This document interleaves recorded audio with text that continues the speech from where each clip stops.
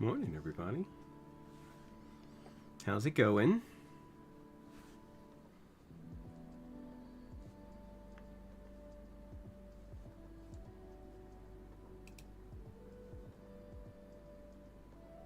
Hey!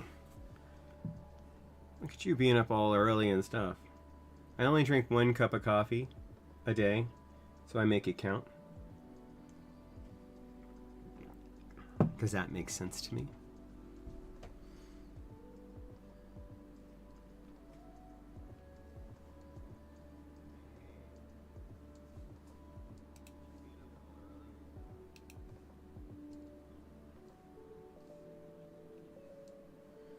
Alright, I think I've got everything going.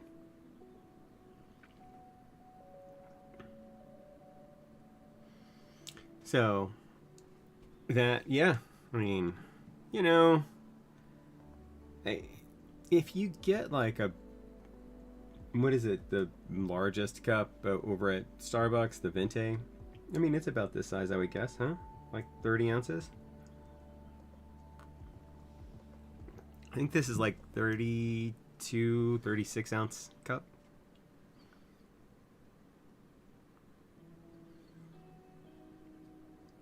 Some sugar, some creamer. It's good.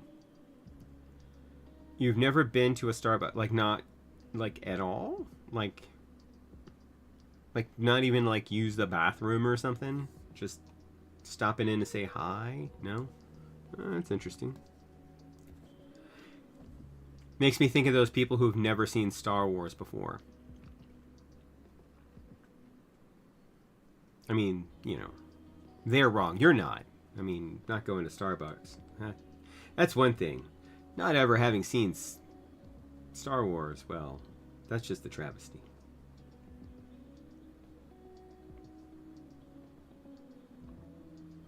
But today, there will be no Star Wars.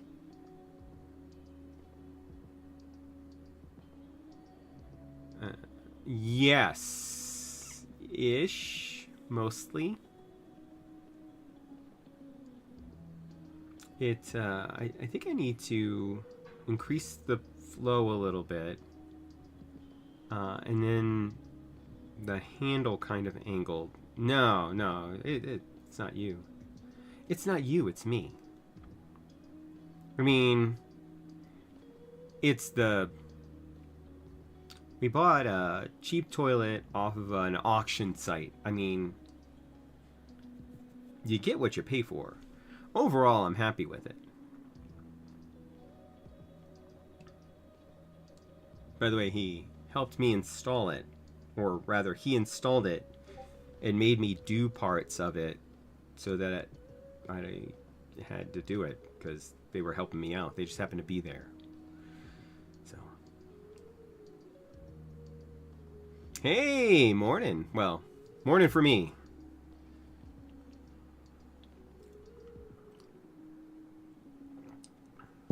How are you doing today?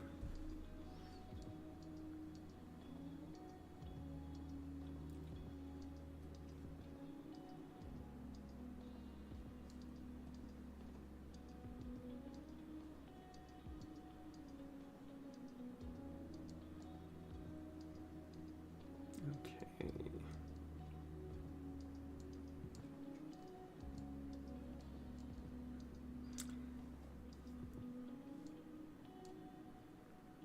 Yeah, I was thinking about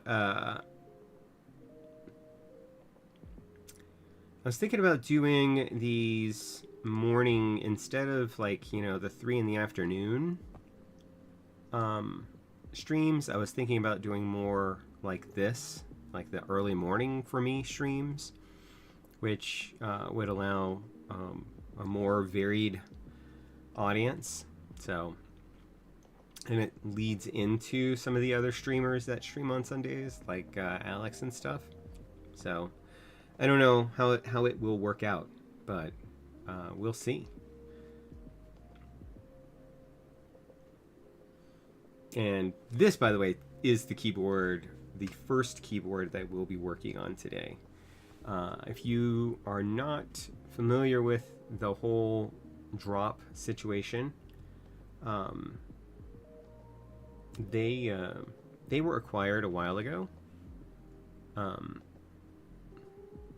I mean, you kind of have to. It's sort of like picking TV time slots. You know, back in the day where TV time slots mattered before the days of automated DVR. But what's up, man? Good morning. Well, for me, again.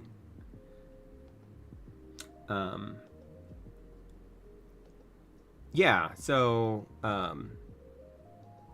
but I'm trying to, like, you know, like WizTech Gamer here. He like, it's evening for him.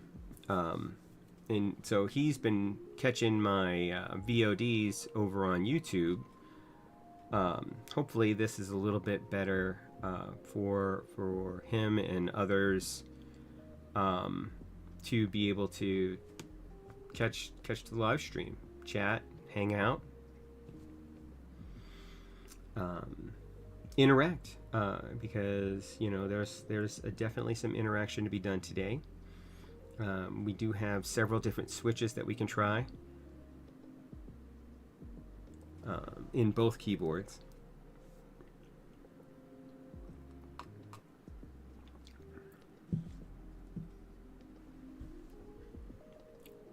That's great.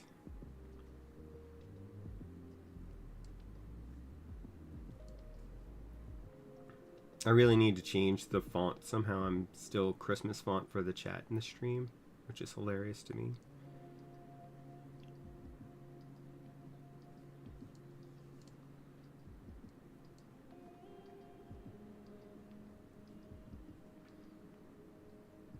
I think, and India is one of the 2 time zones in the world that is off by half an hour from everybody else. Isn't that right?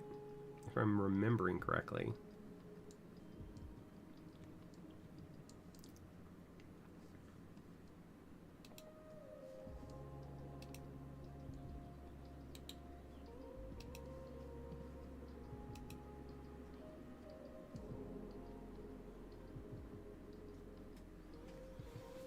All right. So, again, the first keyboard that we're going to take a look at today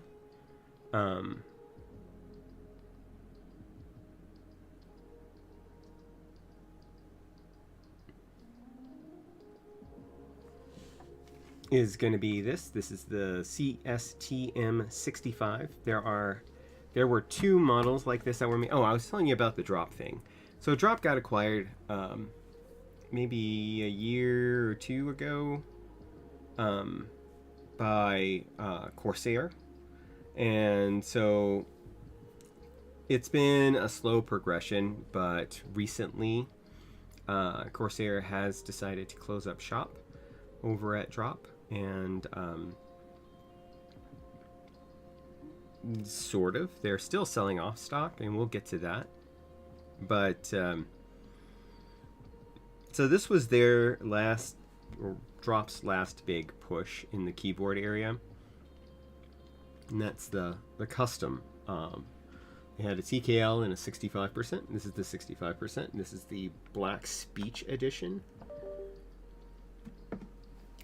which is part of their Lord of the Rings collaboration, as you can see here.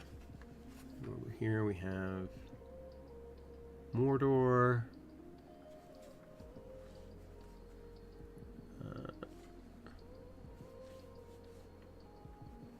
Come on.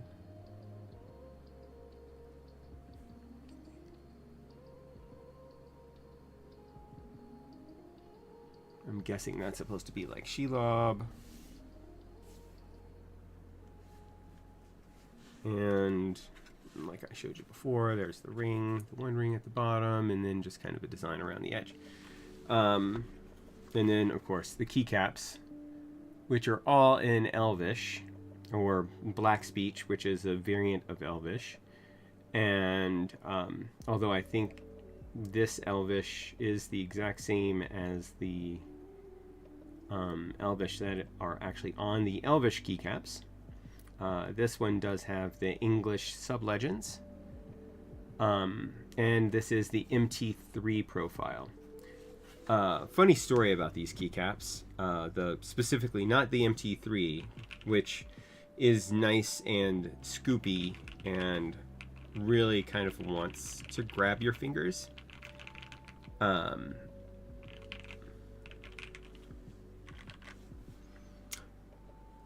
I forget, where are you in Australia? The coffee part.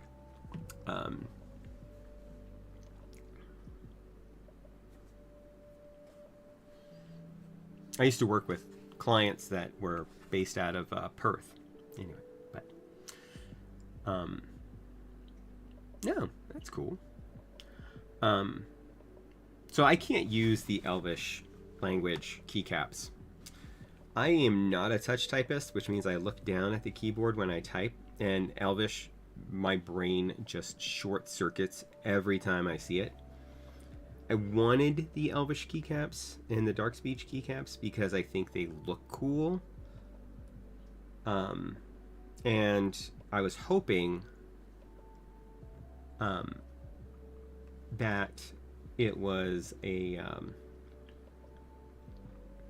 complete set that came with the keyboard, but it wasn't. It was just literally the keys, that sort of like what Keychron did recently with their collab with Evan and Caitlin. You could buy the whole set and you get everything.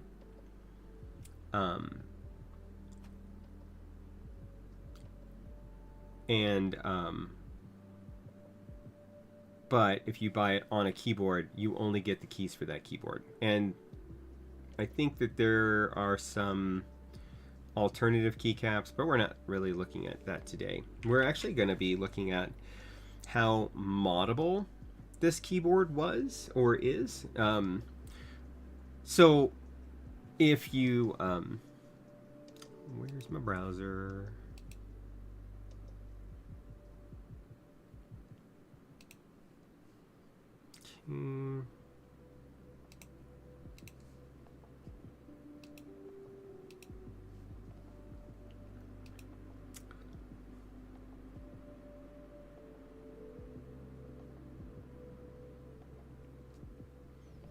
I mean, yeah. I mean, you could totally do that because Black Speech is just a font. So you could get a Black Speech font.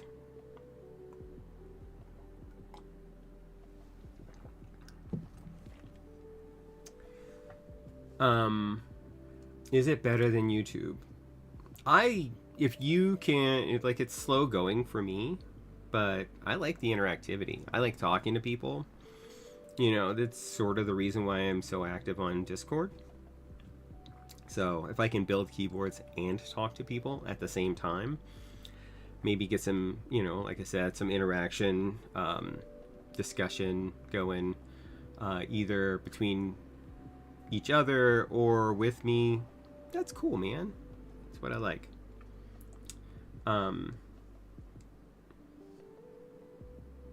So like I had said, Drop closed up shop, or rather Corsair closed up Drop, and so they had a big sale, which is why I was able to get this at a good price, as well as a number of items that we're going to take a look at today. But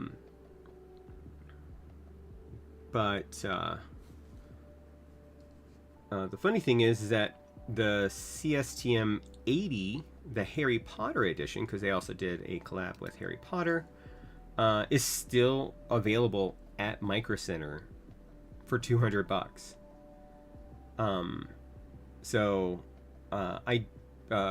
Quick note, I know these are MT3 profile.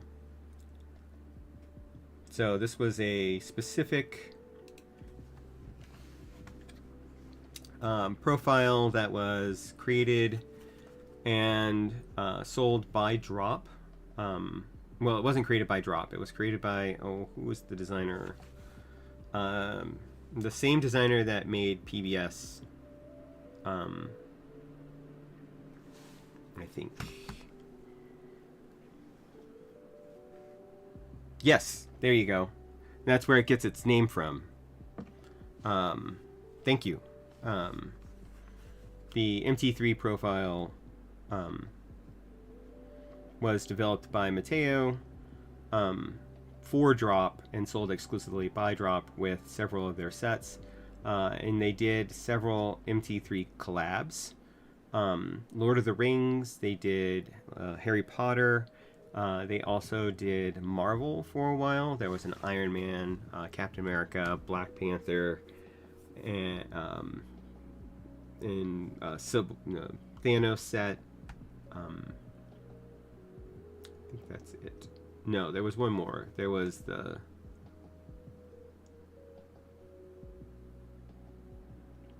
Yeah, the Iron Man set, which I did have. But I ended up selling it because I really just never used it at the time. And somebody really wanted it. Somebody in the local community really wanted it. And I'm like, sure, I never use it, so...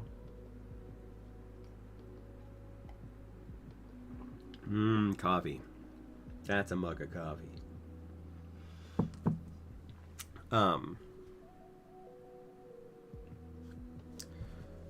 So this was... Oh, yeah. So they're still selling the CSTM Harry Potter edition. Quick note, I do not support buying anything Harry Potter because that puts money in J.K. Rowling's pocket, and we don't want that because she's a bitch.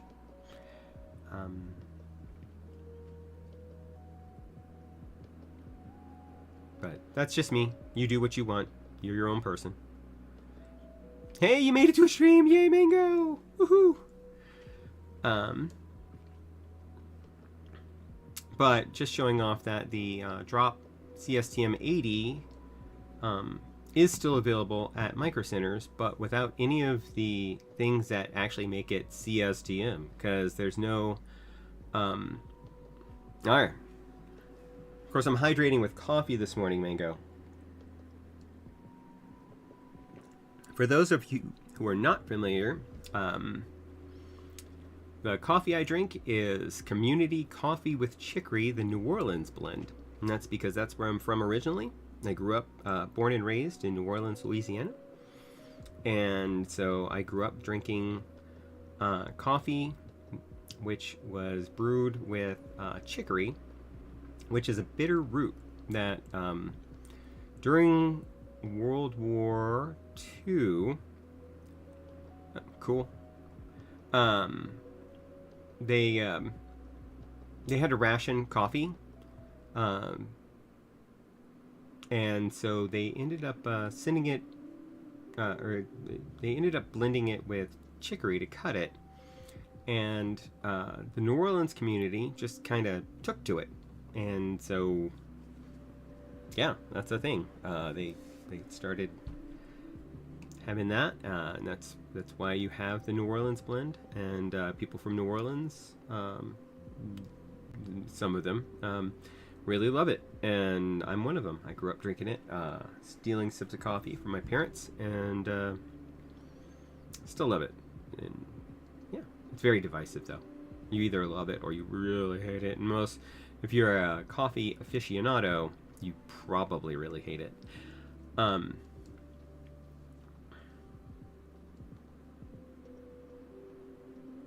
Yeah, so let's take a look at the CSTM65. It's a 65%, as one would expect from this. It is a simple wedge design, which works, and you'll see why. Okay.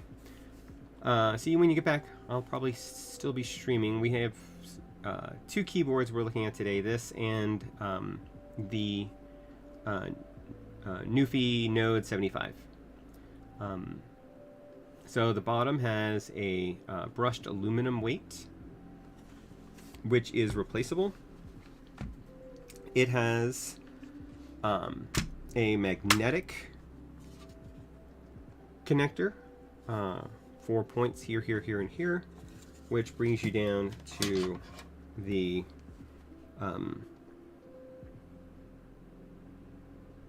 over case because it's actually 3 pieces. So this top one is just an aesthetic cover that attaches magnetically, and then it's screwed at 8 points from the top to the bottom. And I'll need a real screwdriver for this because it uses Phillips head screws.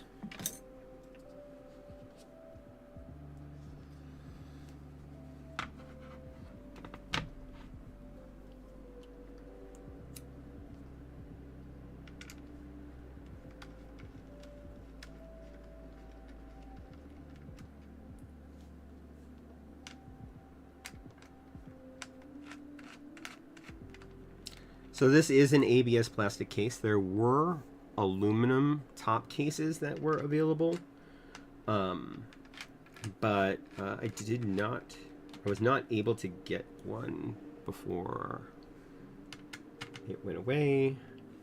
But I do have 3 different case covers besides the black speech. Today we'll be doing a red build. With the garnet top case as well as the garnet drop DCX garnet keycaps. We'll be changing. Oh, you know, I start these things. This is going to be such a scuff stream, honestly. Let's put this back together real quick because we did not do a starting sound test. So this keyboard comes with, or came with, Gateron Milky Yellow V2s. So just your basic Milky Yellow, which next week sometime we will be getting the Gateron Milky Yellow Hall Effect switches, which I ordered from Divinity last week, and they've already shipped, so hopefully they get here by next week. Although I'm not streaming next week because I will be at Denver Fan Expo here in Denver, Colorado. Let me know if you're going to be here and we can hang out. But let's go ahead and we're going to pause the music for a minute. And we will do a quick sound test. So this is the CSTM65 Black Speech Edition with Gateron Milky Yellows.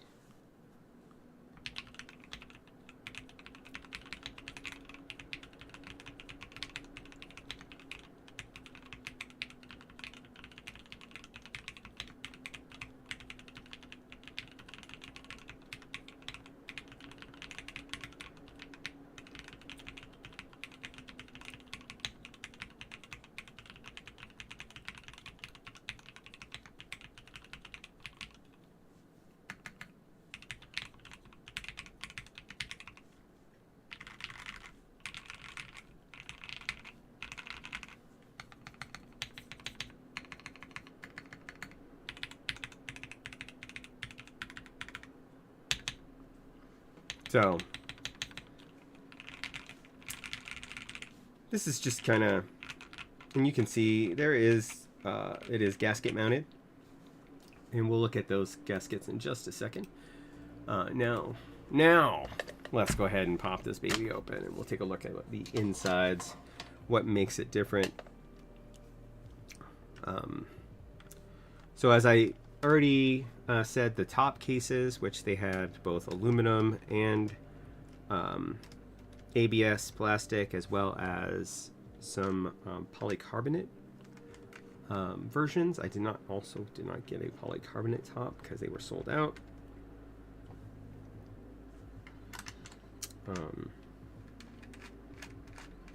They were all available through the Drop website. They're not there anymore. As a matter of fact, the drop website, when we when I initially got this board, I've already converted this board to VIA, and we'll look at that conversion process in a little bit.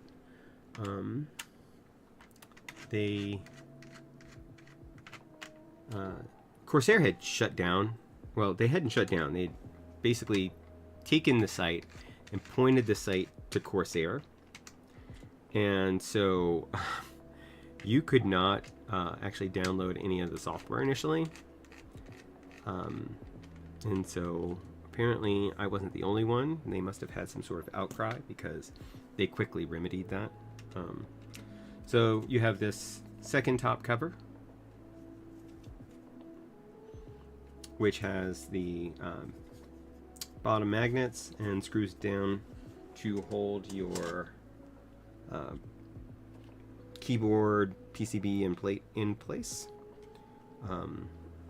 This is it's gasket mounted with these little, sort of like a bean gasket almost, but you know, more fancy, but not as good. So basically, it uses the pin part of the gasket as a guide to go into these holes, and then your actual gasket is just these two guys right here, and that's what it sets on. There is no daughter board on this board, so you are connecting directly into the PCB. On the left and right sides, there are tabs which fit into these grooves that help it with its lateral movement, or rather to stop its lateral movement. Then we have, and this is the polycarbonate plate which came on it by default, a layer of pour-on foam, and then there is this silicone layer. Ignore the cat here. That's me. That is also me. And then you have a set of 6 screws that hold the weight onto the bottom. Now there are different weights that you can get. You have an aluminum, or is this aluminum or stainless steel? Is it even going to tell me? No, yes. You have stainless steel chroma. You had several options. The two additional options that I have are the stainless steel chroma as well as brass.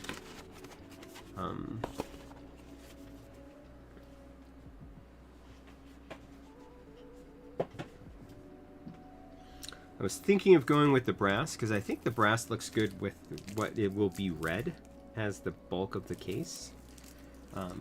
But I do like, this is a really nice chroma. Hey, look, there I am again. Hey, look, there's my camera. Hey, look, there's my ceiling. But we can decide if anybody has an opinion of which they would think would go well with a red board build.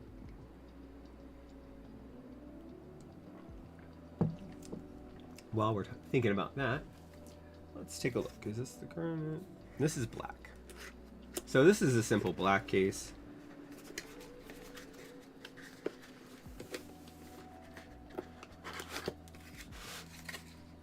Which is basically the same as the Black Speech, only without any of the designs on it. There we go. I also have sapphire around here somewhere, but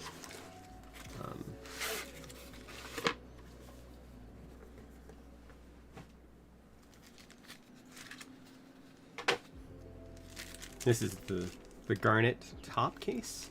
So again, this is an ABS plastic top. It's just going to go on top.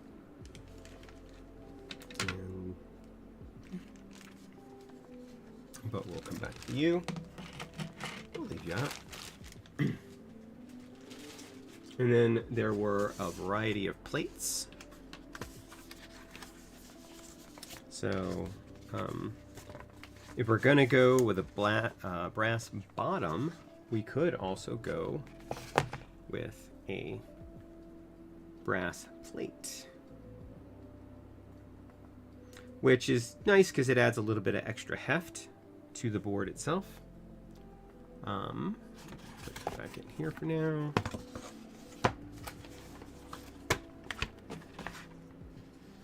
Alternatively,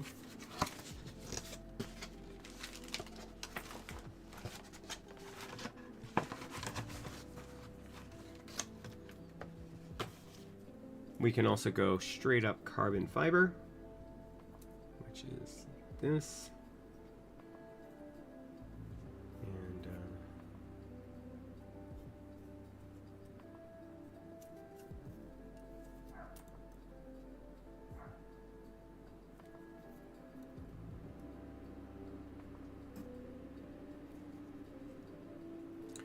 so there were a lot of options that were available for this, and again, this is not even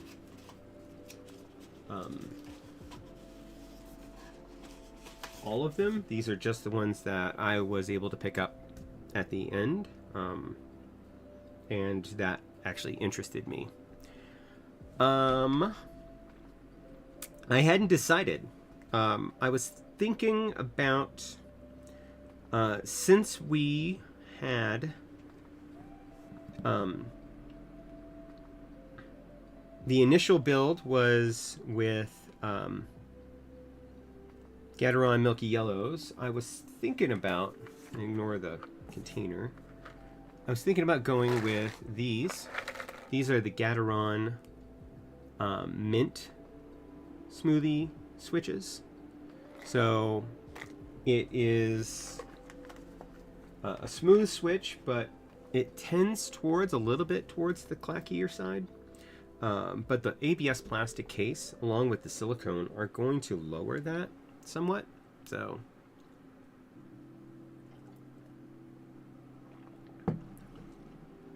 I'm willing to go any direction that we want to go. So, like I said, I think that the brass with the red, not that you're really going to see them together, because the bottom case doesn't change, only the top case. So it would be this weight instead of the brushed aluminum, and then the top case, which we could go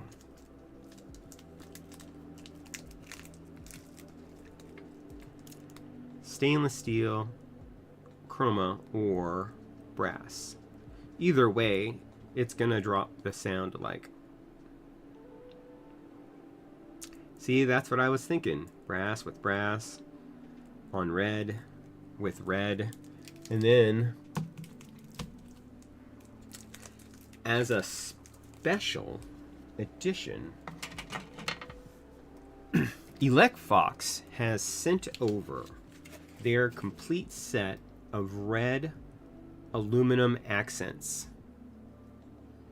Now, we're actually, the keycaps we're going to go with are going to be the drop DCX garnet. It's going to match the case perfectly. But the accents will be aluminum, which will be deep. Deep. So let me show you what these look like. Watch this. I don't know if y'all have seen these yet, but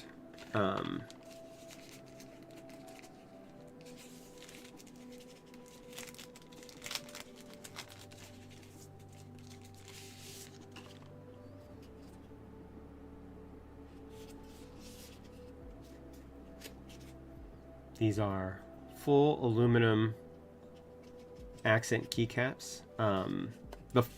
You get them in pieces, essentially. So this is the escape inner. Then we have WASD. Then we have space bars and arrow keys. So we'll be replacing those keys on the board with these aluminum keys, so that you will get some thock from there.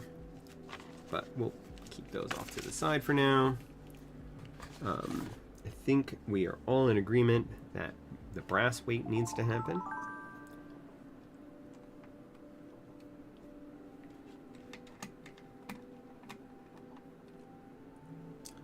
So we will start with that. I will go look and see what that was.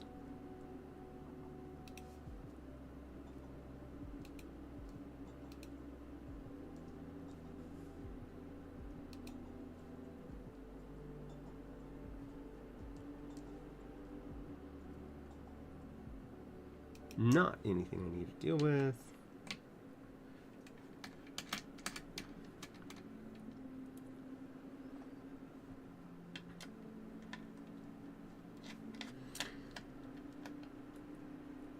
Do I have any?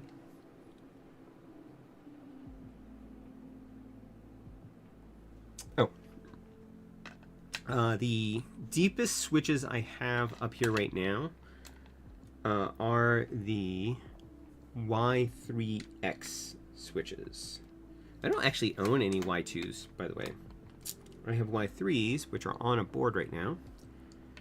And I have Y3Xs, but no Y2s. I also have Y1s, but I think those are also on a board somewhere. Yes. So you take off the 6 screws, the weight comes out. So much lighter than both the other two.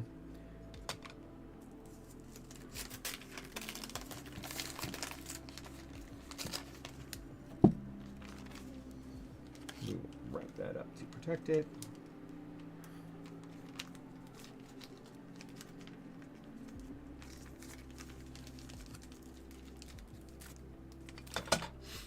Okay. So there are also 3 guides on the bottom.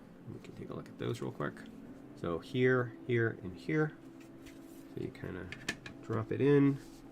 The guides will allow you to get that into place.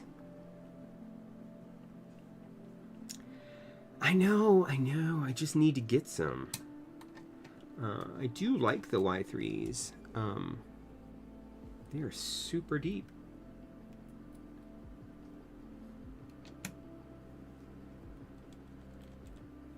I've been doing some experimentation with more Key Geek switches recently, and of course the wing trees. I need to get more of those. I need to get more switches. I need to get rid of some switches, and I need to get more. I had gotten the Key Geek sodas. That experiment did not work out. I do not like those for some reason. They just don't sound good to me. They're not bad, and I'm sure they work for some people. They just weren't my cup of tea.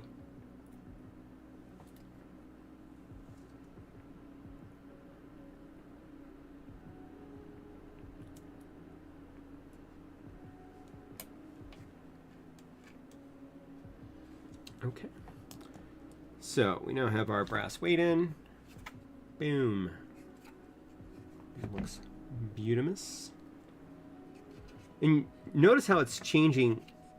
Like, we're going to change essentially the entire sound profile. We're going to change the entire theme.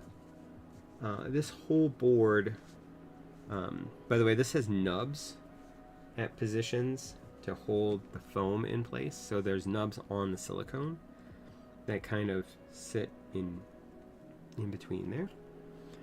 And then we're going to pull off our black speech keycaps. Oh man, why did I do that?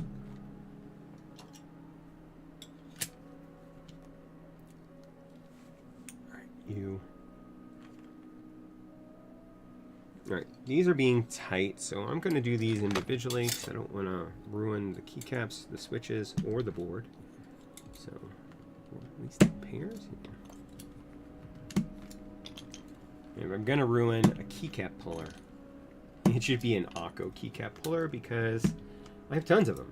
because they come with the Akko boards, which I've bought quite a number of Akko boards and Mons Geek boards over time, because they're affordable and decent if you like their aesthetic. Most of the Akko boards are plastic, though.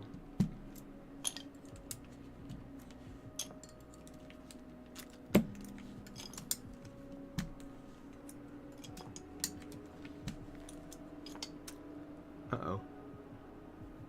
Oh, there it is. I should take off the gaskets. I do not want to lose them. I do not have more. So there are 6 gaskets, including one under the spacebar.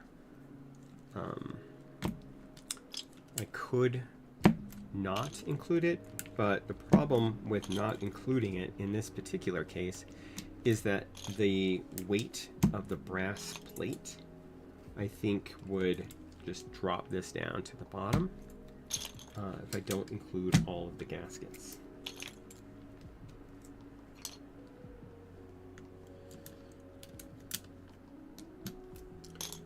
It came with plate-mounted PCB-mounted stabs, which was nice.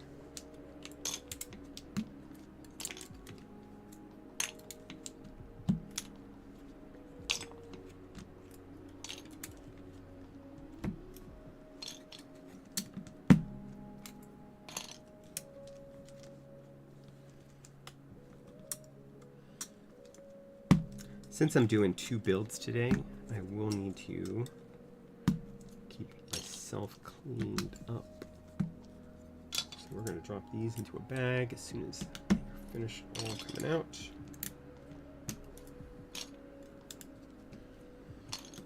I have a Ziploc around here. That is an occupied Ziploc.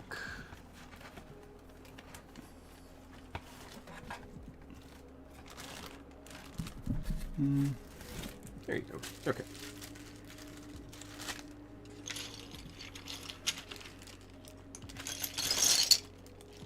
Obviously, these did not come with a case.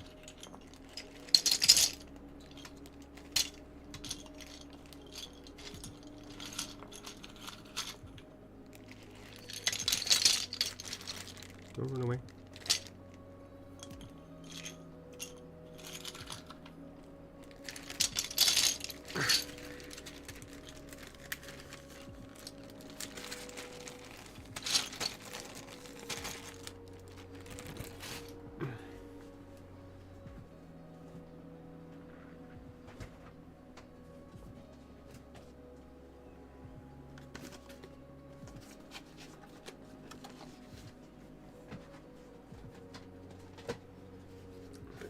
Somewhere for our milky yellows to go. And by the way, I've already broken this. I don't know if I mentioned that last time, but yeah, that did not last long. So the Gateron combination switch opener, keycap puller, switch puller is reasonably solid, except for this plastic piece, which even this part is now starting to wiggle and I need to tighten it down, but why bother, because it's broken. I have the piece. I could try gluing it back on, but obviously at this point it would probably just break immediately again, because you're putting lateral force on it. Coffee break. Ah, yeah, that's the stuff.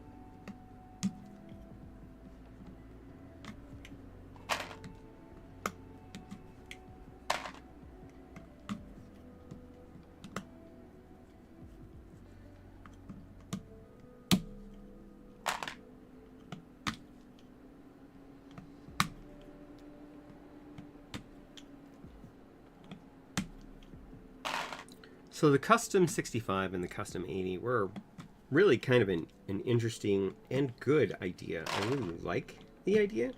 The implementation could have been done better. The wedge part makes sense, but if they had just included wireless, I think it would have made this a ton more marketable, or at least the option for wireless. Since it is an ABS plastic case, if they would have offered an aluminum bottom or an aluminum inner shell, that would have been cool.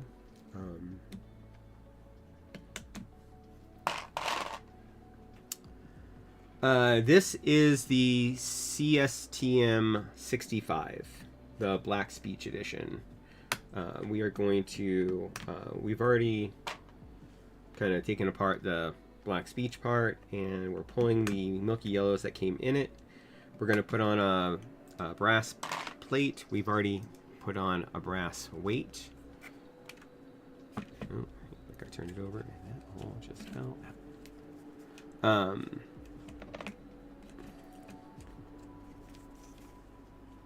And then we're going to put on the garnet top along with drop DCX garnet, and we are going to use the Elecfox red aluminum accents on it with Gateron mint smoothies.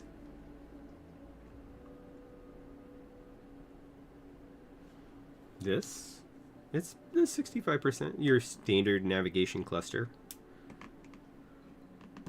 that comes on a 65%. You may not recognize it because you're used to using 60s.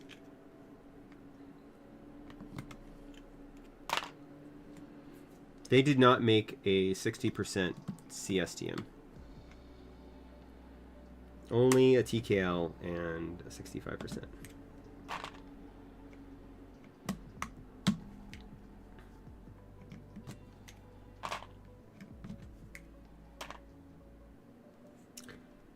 I mean, I think you're kind of looking at causality here, but I guess that's a way to go.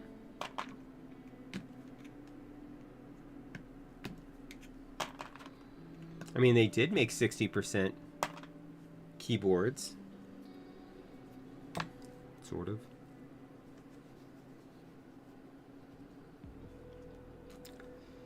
All right, so...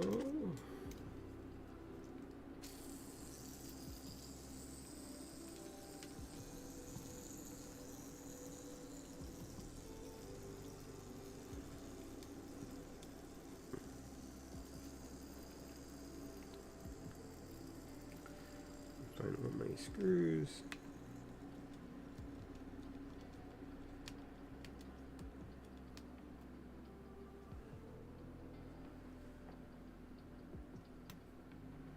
So there are 6 screws holding the plate to the PCB.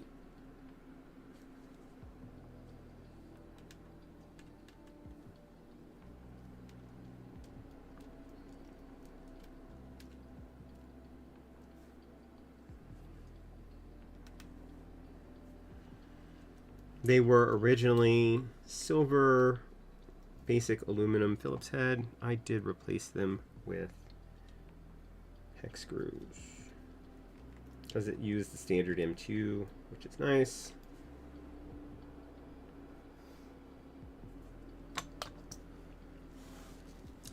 So that releases the plate. This is the PC plate, standard with 4 standoffs, so you can't remove them, with brass inserts, which, you know, if you're going to have that, then you may as well include the brass inserts, because, I mean, some of the things they did were quality, some of the things they did were less quality. Now, the brass plate does not require that we put on the standoffs, so I'm not sure I want to. I don't know that I've tried it without it. So, talking about the foam situation, which of course I will be using because it's me. You have plate foam, you have a PE sheet, and that is it for your plate foam. Then you have your case foam, which is a pour-on, and below that you have a silicone half sheet. So we will be dropping this brass plate on here, moving the milky yellows out, because we'll be changing the Gateron milky yellows for Gateron mint smoothies. Because who doesn't love a good mint smoothie?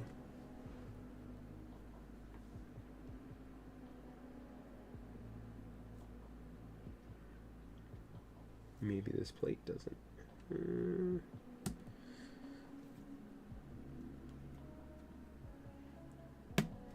we go.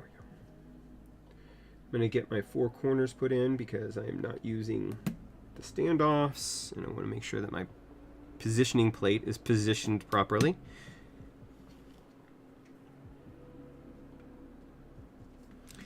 Mint smoothies are some of their newer smoothie series. They came out with the chocolate, which is the tactile, the light tactile, which is a brown equivalent smoothie. I did not care for that. Do not have those anymore.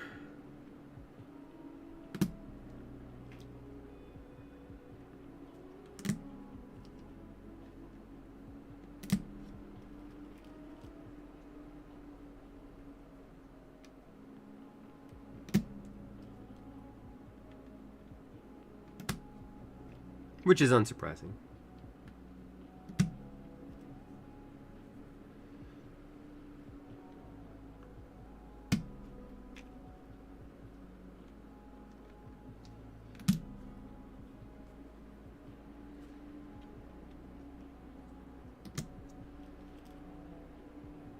The fact that I enjoyed the recent HMX debump tactile switches was surprising to me. So things like the cilantro, firecracker, the ice lotus, those are nice for me. But browns, yuck.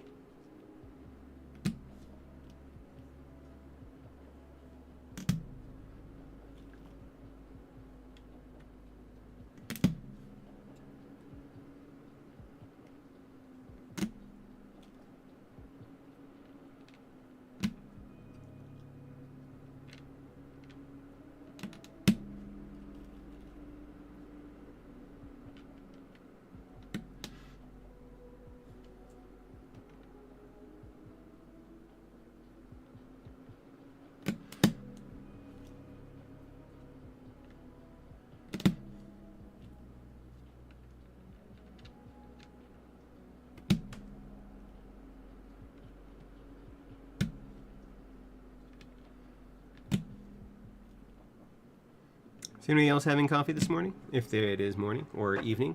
Anybody else having coffee this evening?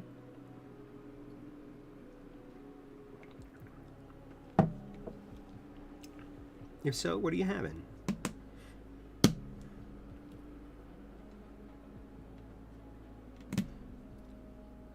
Or are you a tea person?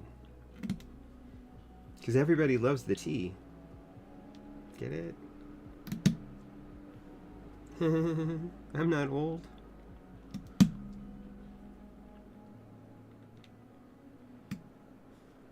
I'm just kidding, I am. I'm getting older. Next, well, not next week. Week after next.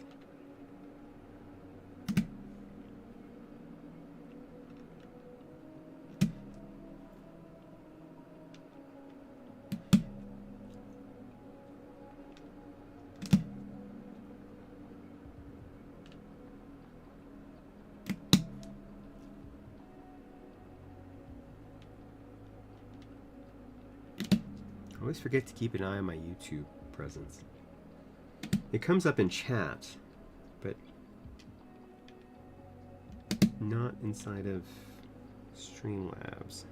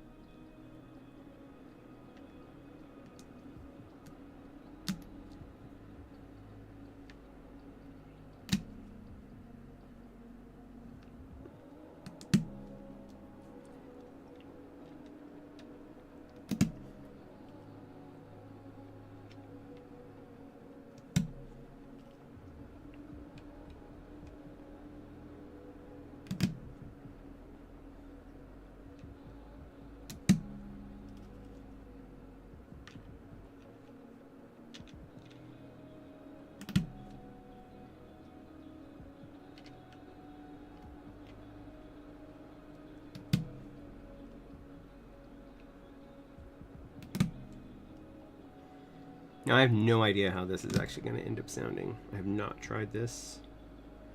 This is all kind of just a, what do I think would be cool? What do you guys think would be nice? So we'll see if this ends up being good or trash fire. For our keycaps, like I said, actually, let's do our accent keycaps first, and we'll just fill in around them. So we have our 4 sets. It comes in the 4 different boxes because each box has a different set. Oh, I already took out that one. Just over here somewhere. Starting with our escape key and our enter key.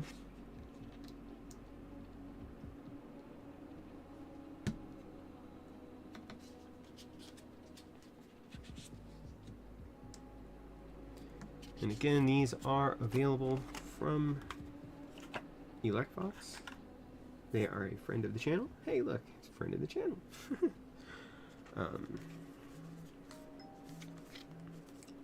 Then our WASD.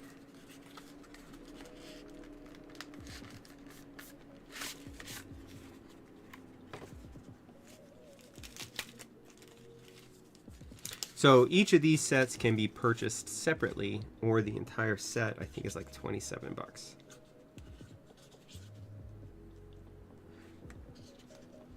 And it comes in black and rose gold, red, and white.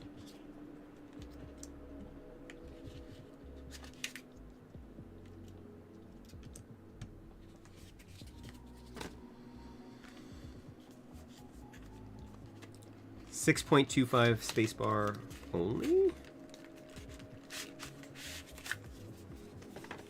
which works in this case since there are no options on this board.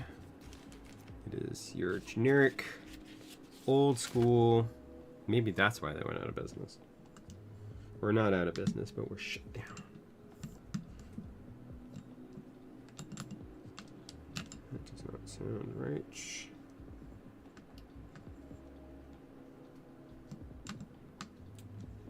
Where are you grabbing on? Do I need to tighten you?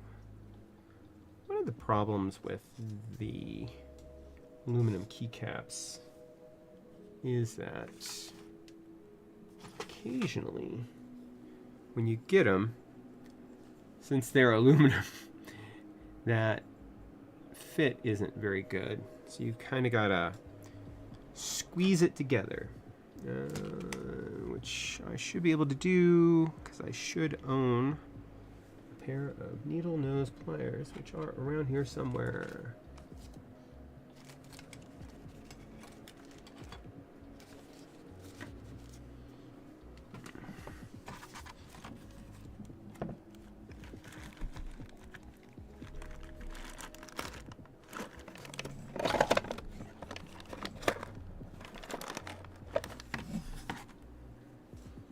wear my t-shirt. It's fun. T-Turtle. Not sponsored. As a matter of fact, none of this is sponsored, to be honest. I bought this on their closing out sale. The Nuphy that we'll be looking at later, I bought it at an auction, so maybe I will not be using the spacebar for now. That would be a shame. I kind of like the spacebar.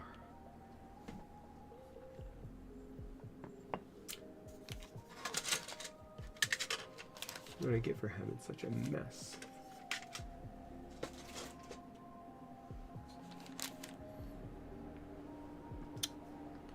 Well, shucks.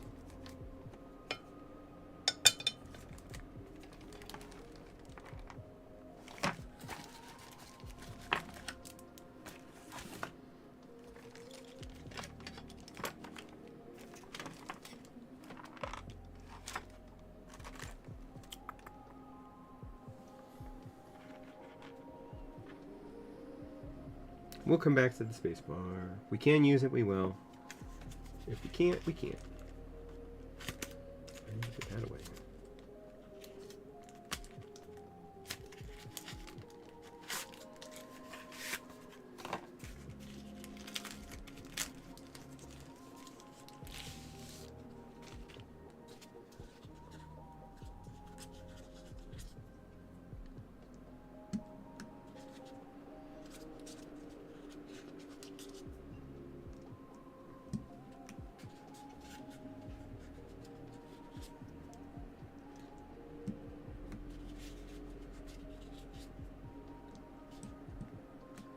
All right, that is all of those.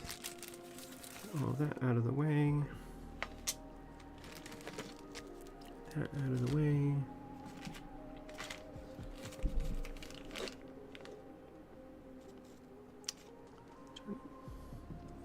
Finish off my coffee. Do y'all like iced coffee or cold coffee? I'm not as big a fan of cold coffee. I tend to drink my coffee pretty fast because of it. We're gonna skip the spacebar for this, sadly, but I might be able to show you pictures of it later. This is the dropped DCX garnet that we will be putting on here, which should go pretty well with the aluminum accents, but the aluminum accents should set off enough so that you can see them.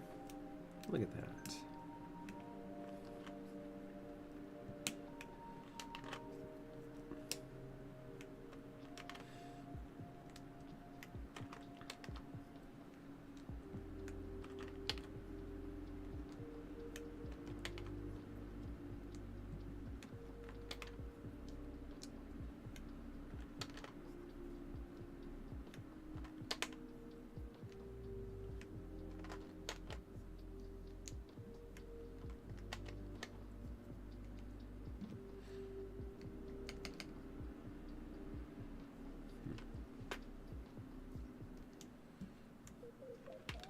That's right.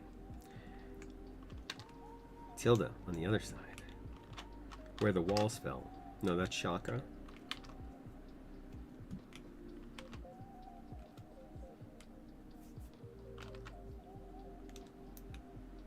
Timba, his arms wide.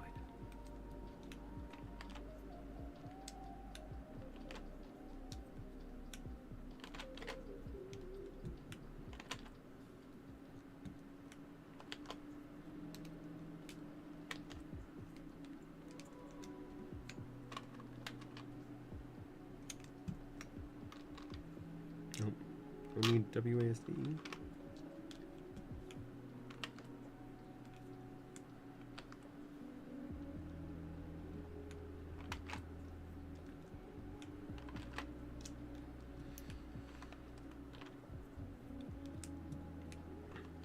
So if you are building your keyboard. And the reason why this is still out instead of having been inserted in the case was when we were inserting the switches, we don't want our switches to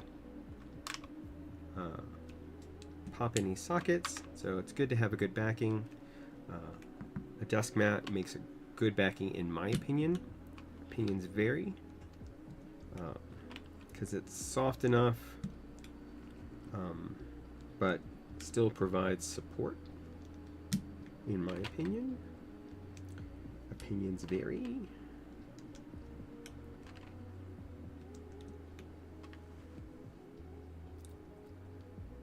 Yeah, I've been streaming for a while. I usually stream at 3 Mountain Time, which is where I had been streaming, and I'm trying something new, moving my stream to the morning time instead,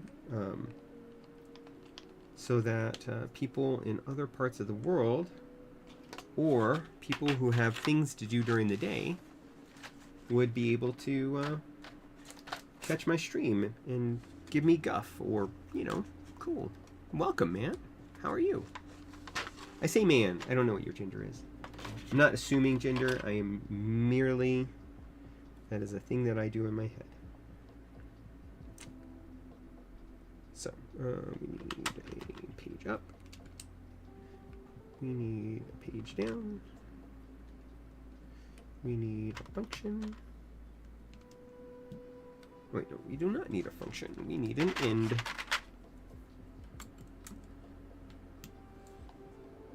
We have a function. Unless I... No, let's do a function there. Let's go back and we're going to put a control there. That's what I want.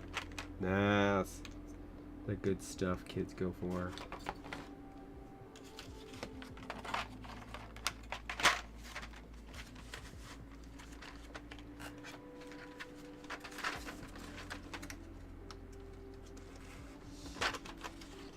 I mean, you know, whether I am or not, I mean, it's not... it's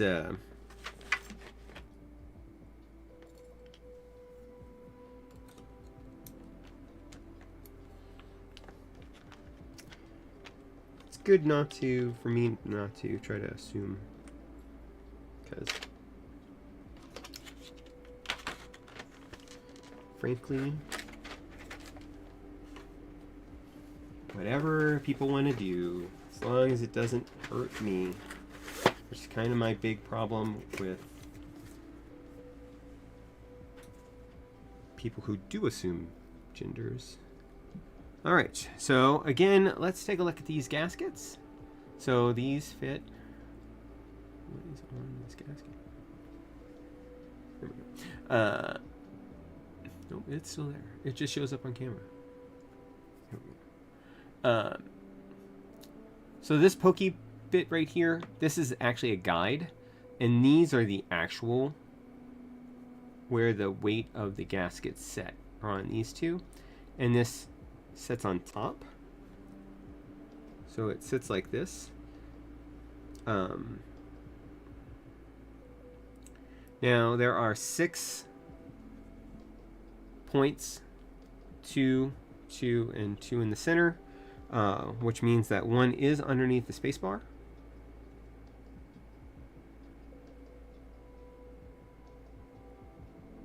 Morning, Shark. How are you?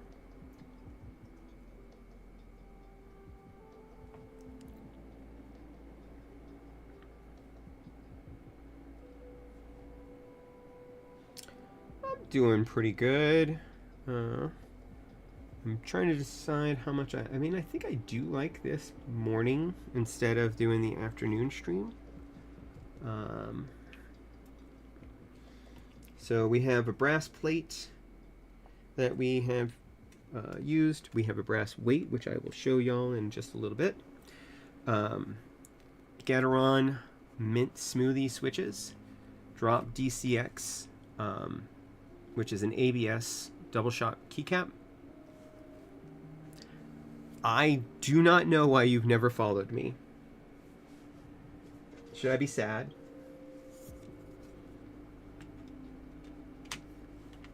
Hey! Alright, I will stretch. Let's see.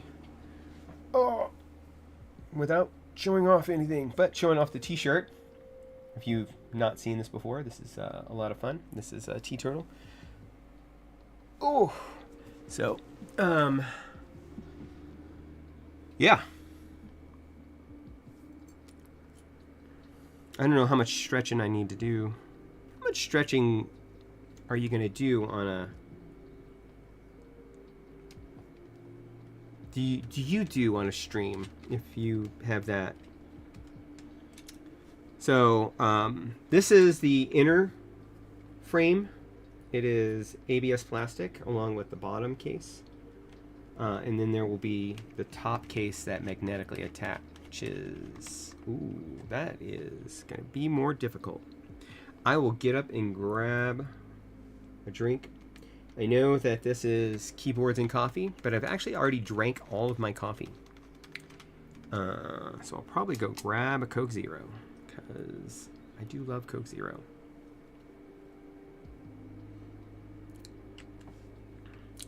I am... It's always weird for me, because I work at a desk all day.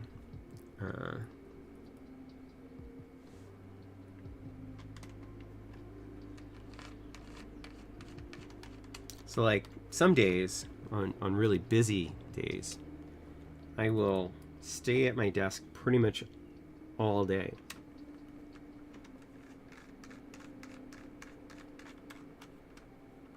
I do enjoy the Coke Zero.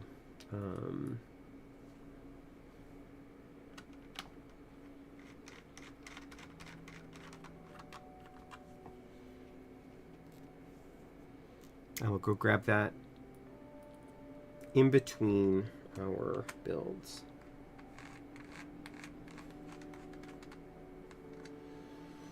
All right, so here we go. Last piece. This is the top case. It is magnetically held on with these 4 magnets there. You just drop it on top. Boom. Now we have our red build. And you can see the brass weight on the bottom that we installed. It is, I mean, when you think about where we started, which was the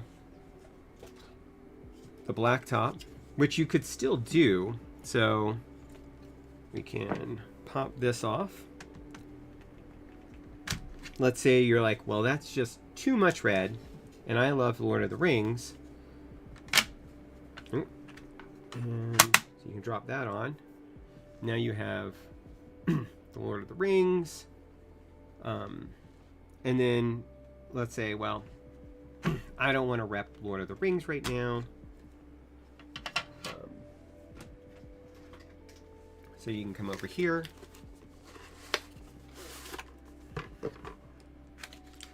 Pull out your plain black top, not to be confused with the plain white tees. Hey there, Delilah.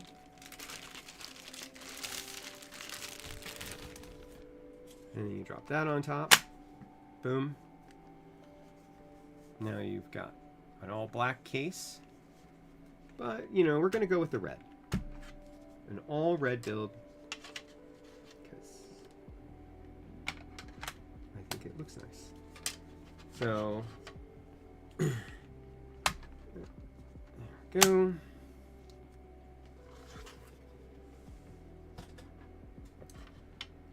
And then,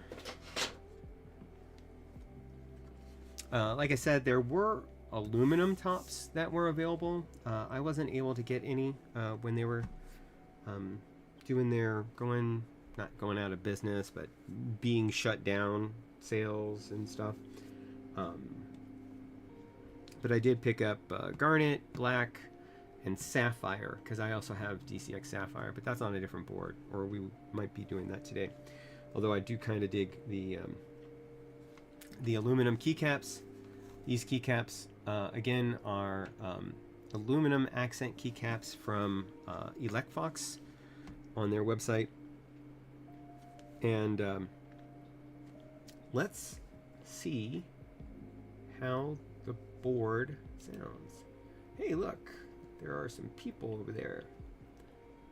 Money watering a goho.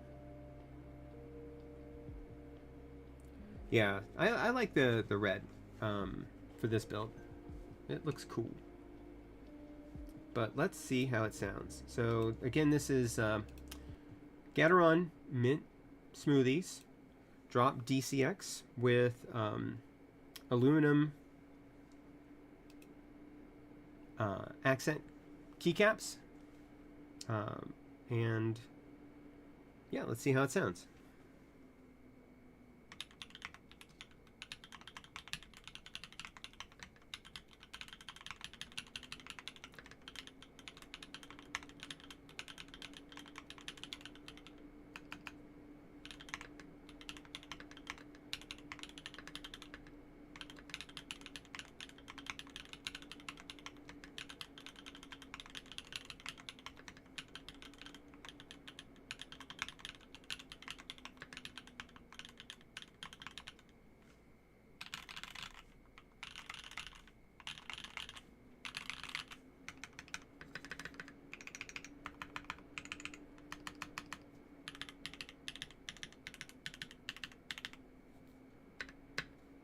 So, spacebar is neat.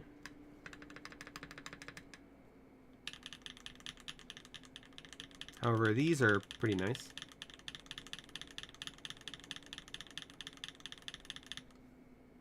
This is interesting.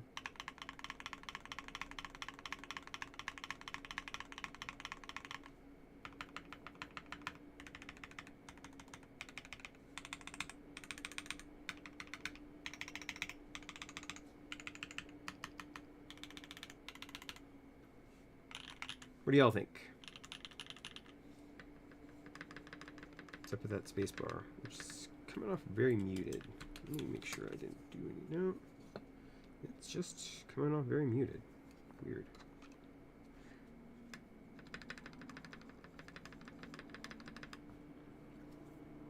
Maybe something else.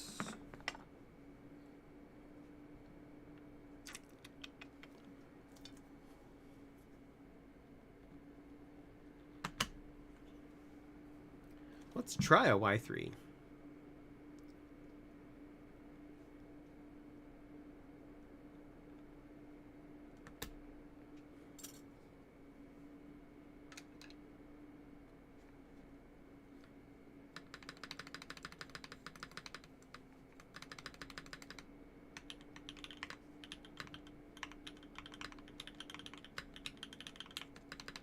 That's definitely better. What about something more funner?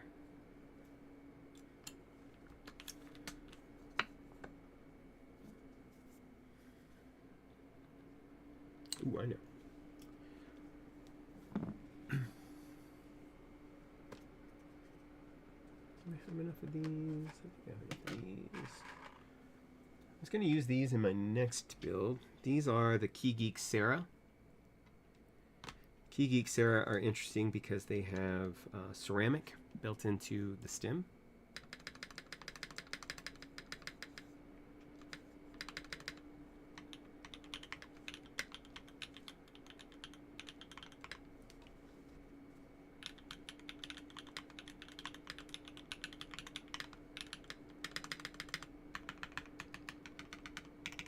I think that's a little better. And now I've got extra sound in there. I don't know if y'all hear it. I think it's the stabilizers. I think... because these are the stock stabilizers, and I think they have a tick. But I don't have any of that injector stuff like the cool people do. So I will need to take this apart to fix that. Yeah, this side is ticking.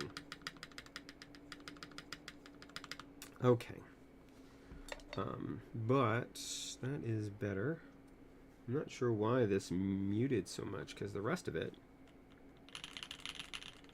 is very...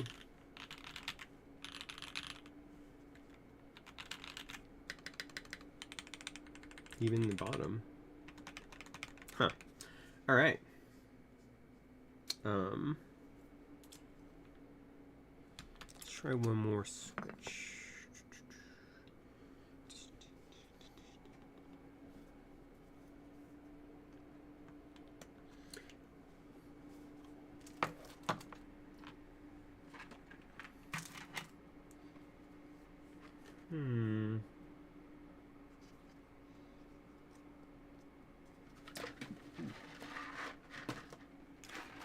Let's go with my favorite switch. So this is the Lunar Stone. I love me some Lunar Stone. I wish I had more. If they come back in stock, I'll probably get some.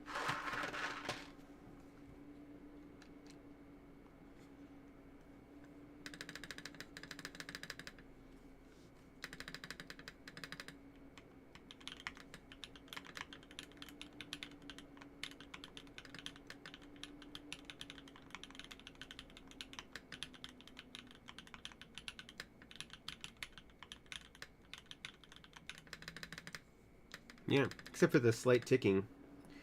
I think the Lunar Stone might be the way I like it best.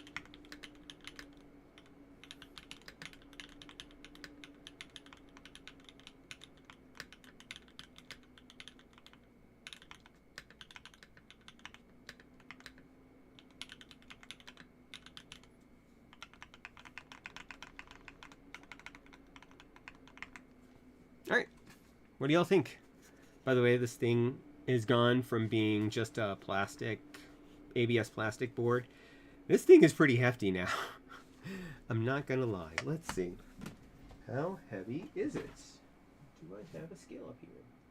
I do not. So when I'm grabbing a drink, I will grab a scale and we will take a look at that.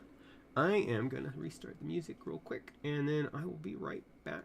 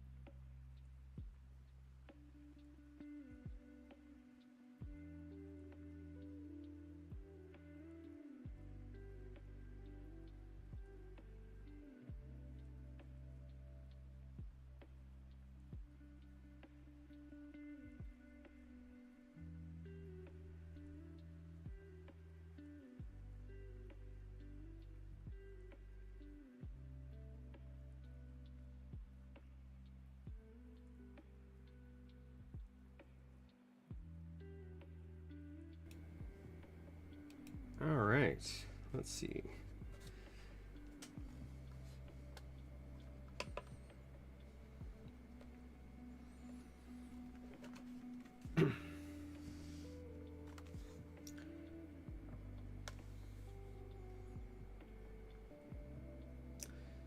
All right, 2.157 pounds. That's 2.15.7 pounds. So almost 3 pounds for an ABS plastic case keyboard, which is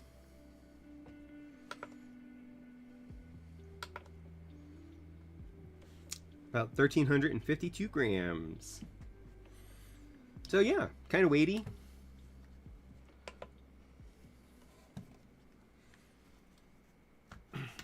Our next board will not be nearly as weighty. And let's take a look at that now. We're gonna get this out of the way. Well, actually we will not need it for our next board.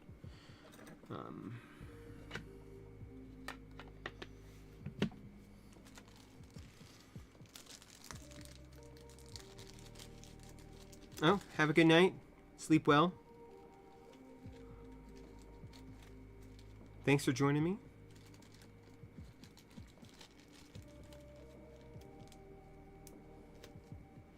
Glad the time slot is working out.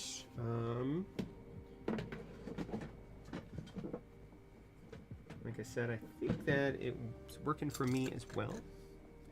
So, nope, not you. Where's my lid? There's my lid. You will be back.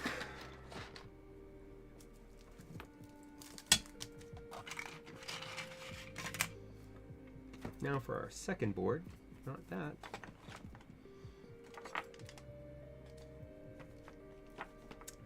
So again, this stream, as well as last stream, is all about modability. So we saw with this board, let's see if I can get this, should be here, which I can. It comes with a lot of variant, or it did come with a lot of variation. The next board, which is this is the Nuphy Node75. This is the high profile version, which I picked up at an auction for a reasonable price. Has a unique, well, it's not unique. So what it has is, and it does it in the most dumb way possible, and we'll get to that. Oh, hydrate. Play some Valorant. Like, is that like Valorant? I don't play Valorant. I mean, I'd like to, but I'm not very good at it. Usually I play Rust with some friends from work. But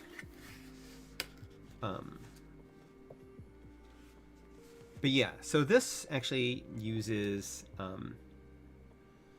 3D printed accessories, which is not unique because the Mellatrix Tiga 75 has the same shtick. So, but let's do an unboxing real quick. So you have your manual, which shows things that I don't know what they are. So you have your key options here, your function to get to your different Bluetooth modes, your wired mode, 2.4, more information, QR codes, fax. It comes with a FAQ. Okay.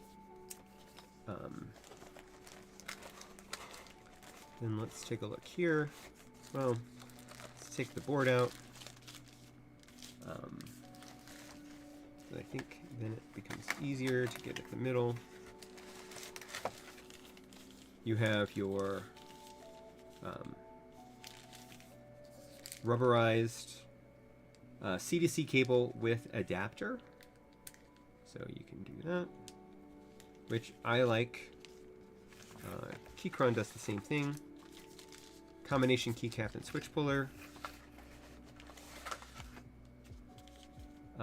Optional keys. Anything else? I don't think so.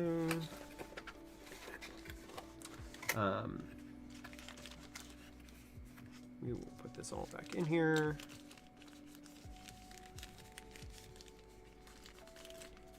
Now, the version that I have here today is has the blush silent switches in it. So this will be, at least to start, a silent build, which is why we'll be changing out the key switches later. And let's get off this plastic.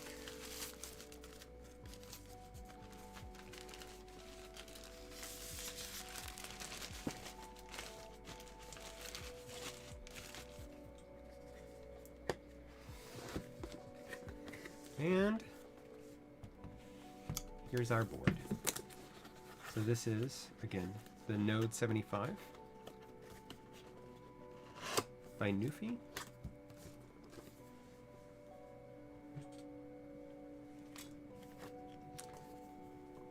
This board did not include any waifu stickers or posters or anything like that, which they had been including.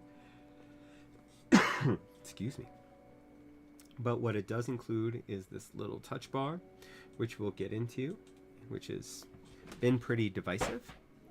And let's see how the starting feel is.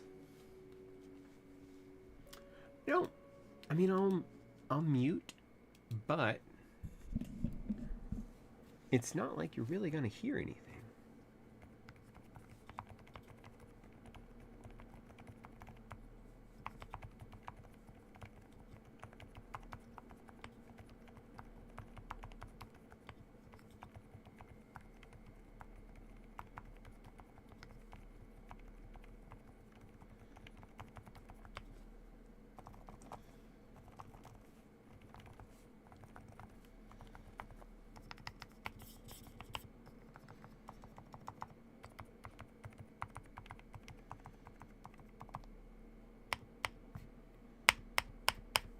I guess if I pound the space bar, you can hear that. But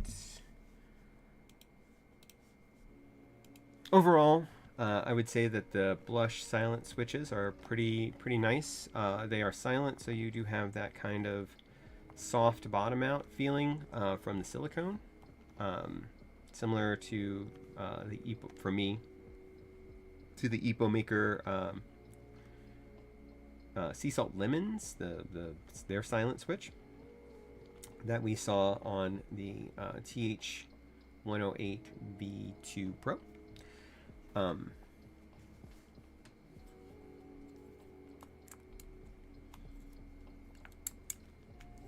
this is what they look like. The profile of the keycaps is, I believe it's an MDA profile, which Nuphy loves because it makes their boards deeper. And then let's go ahead and, so let's take a look at the board. So you have your wireless dongle, which fits in here and does not want to come out, which sucks for me because I lack nails. But what I do have is a switch puller. Haha. So, yeah. So it fits in here. It friction fits, which is interesting. Your bottom case matches the other colorway, the dark gray colorway. This is, but the switches themselves still, which is Windows Mac mode. Come on.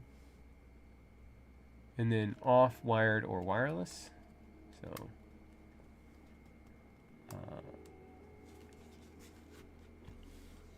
and then we can turn it on. So it shows you what it's trying to connect with. In this case, it's trying to connect with the 2.4 because that light is in the 4th position. We can go here. And now it's trying to look on Bluetooth. Bluetooth 1 to be specific. Bluetooth 2. Bluetooth 3. The lighting is alright. It's not terribly bright. We'll go back to wire mode.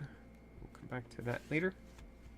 But then you have your, well, let's go ahead and come back to it now.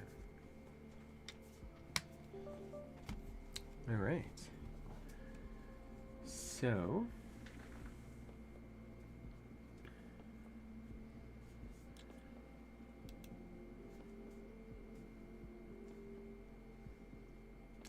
the Nuphy uses the Nuphy IO software. By the way, the CSTM allows you to select what version of the software you want to use. Like if you want to use a vial firmwares, you can easily switch that using software, but the software wasn't available. So there's a new version of Nuphy IO. That's cool. But you can see here, let's see, can we reset? Confirm. Let's reset it back to defaults.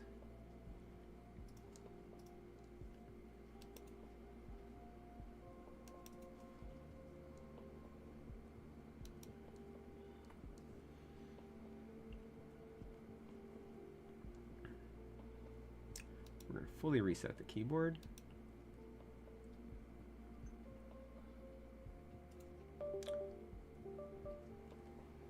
And now you can see the rainbow effect on the inside if you were able to see the keyboard, which you can't because I have it covered up. There you go. So we have reset the board back to factory specs.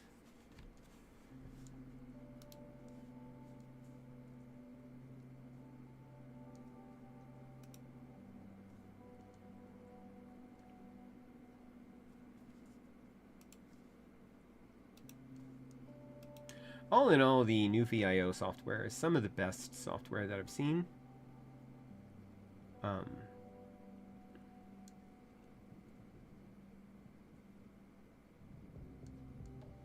And has a downloadable version for both Mac and Windows, but not Linux. But you can generally just operate it directly out of the web, which is good to see. If Drop taught us anything, it's make sure that there are downloadable drivers. Because they could just go away. They could just decide they're done. We're done here. We're out. Mic drop.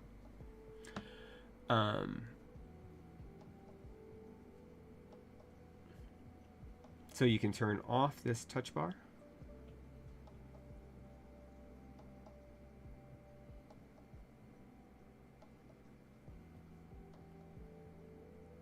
And that's what the touch bar does. In this particular case, go back to it, you have two dots that are raised here, which are hard to see, and two dots that are raised here, and that measures the touch bar range. So you can start here and move to here. The lights here operate not exactly 100% on what causes them to do things, but aside from showing that off, when you do your initial typing, let's bring up a keyboard. You can see that the more you type, the higher it goes, and then it goes back down, I guess. So it's kind of a little thing. The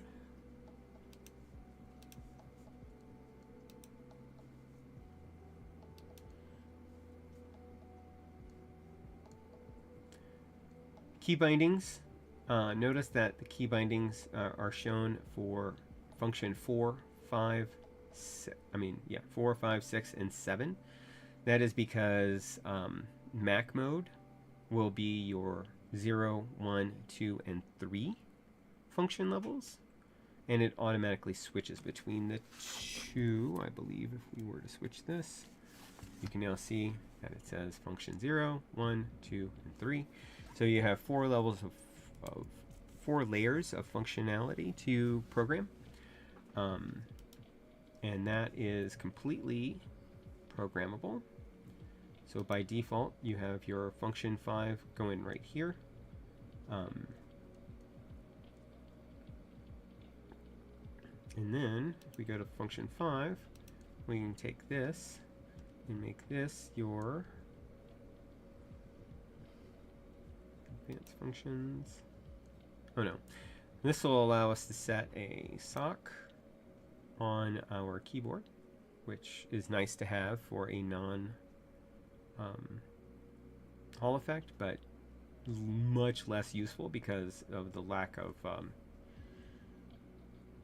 rapid trigger.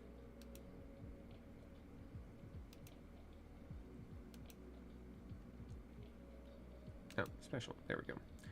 So we want to program that to function 6. So now if we hit this and this, we can, if we hit this and this, we can get to our function 6 layer at the same time. So what's on function 6? I don't know why side light is there. Inside light is right here? No. Why would you do that? We'll come back to that because we're going to reprogram that. We're going to put our media over here. So quieter, louder, mutier, stoppier, player,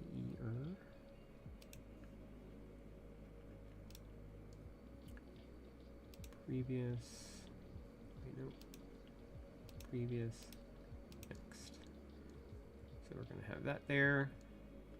And then for me,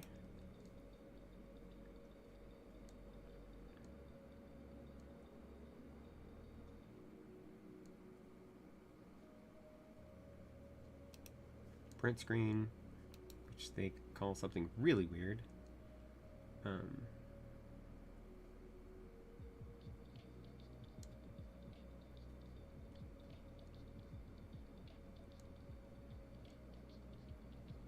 Oh, no, still have print screen. There we go. Print screen. Home. Page up. And this is kind of my standard. Delete. And page down. Yeah, so this is sort of my normal sub layer. I am going to keep layer 5 basically the way it is. We are going to come in here though and add back our lighting effects.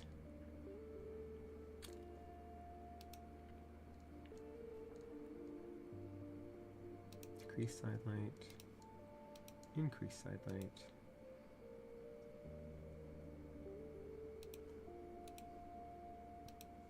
There we go. So we should be able to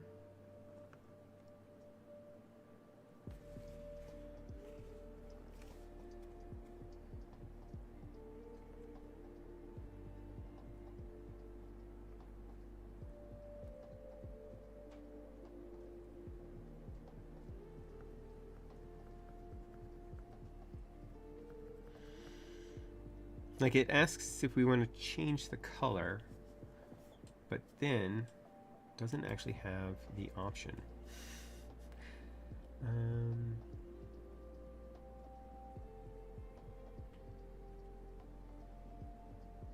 Anyway, enough playing with the lights. Let's go ahead and make this board sound like something.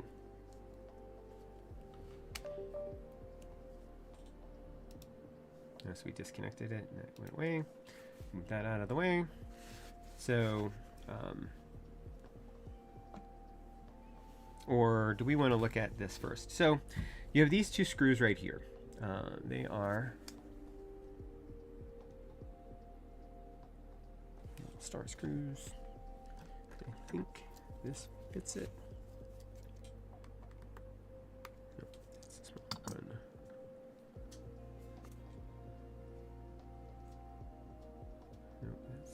guess I do need my screwdriver again.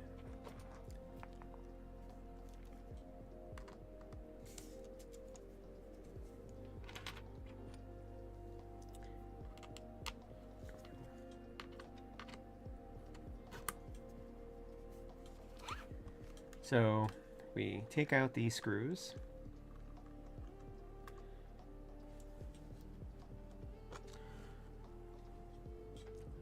And we'll come back to this. Notice how small these screws are, how short, to be specific. That'll come into play in just a minute.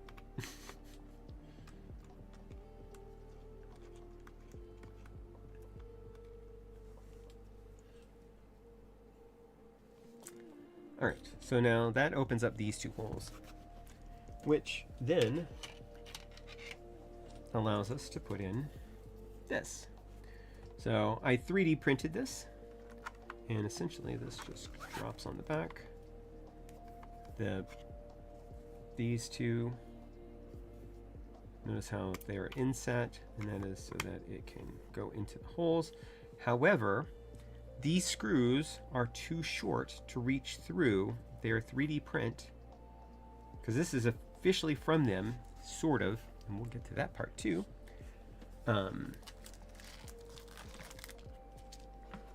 So on the website, it's kind of hidden, and I was able to find where to download them once, and then not again. I'm lucky that I downloaded most of them already. So the question is, does it take a standard M2 screw?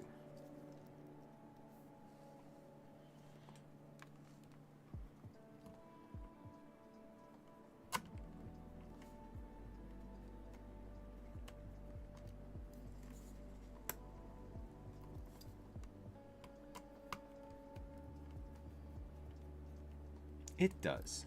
Perfect. So you'll need extra M2 screws in order to do this, which they don't really give you any hints about its usage on the website. It just advertises that you can get these things. And so I did, and I printed this one out. So we can now take our, if you hear laughing, that is because Freya is up and she is watching her morning stuff. Let's see.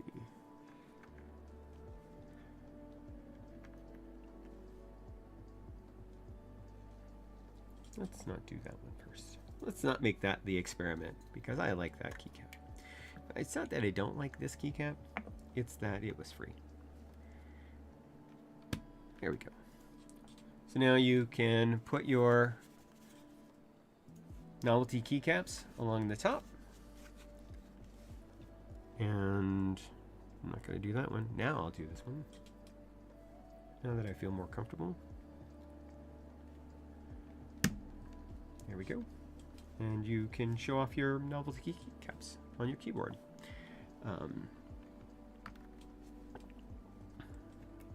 That's one option that you can do. Now the next option that you can do, there we go. There's a few that were on the website. Oh.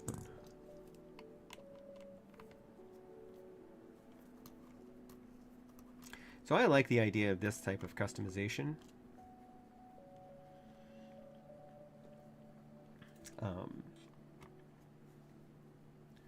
One that did not pan out for me so far was that there is a charging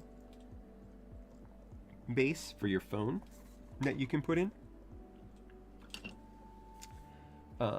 There's this one, which I need magnets to attach. But what it does is it's a little container with a lid that you can attach to the back. So it would attach like this. You can just put whatever you want in there. The one I kind of dig, and it's the one that is available for the Tiga as well. And the Tiga uses a magnet to attach it to the back.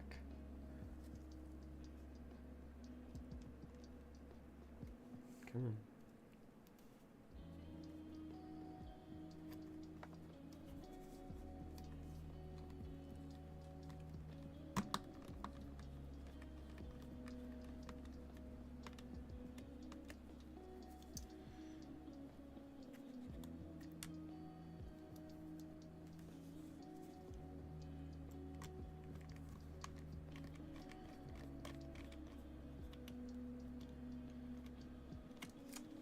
All right, so now I have a place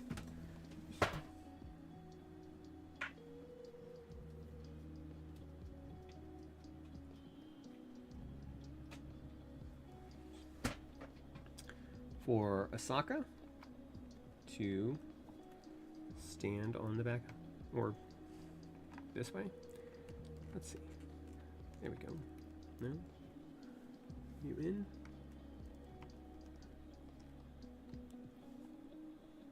Will she go into place? Because obviously this is not official Lego. Asaka is, but this backing one isn't.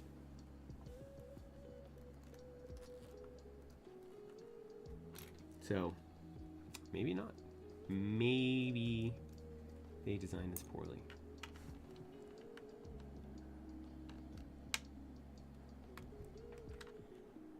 Yeah, it doesn't work, which is sad.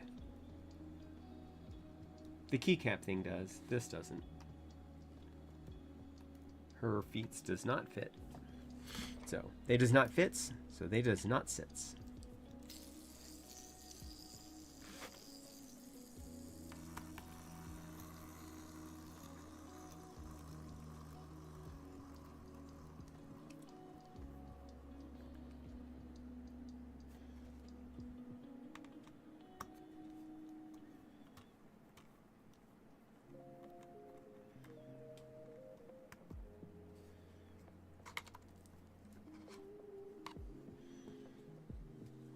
Okay.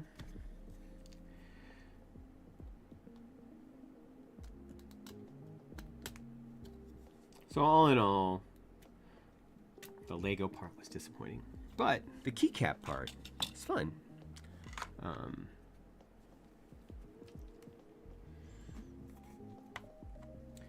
And you could theoretically, especially considering the container where the base has a magnet, you could take that container design and just design around using that magnetic base to create whatever it is you want.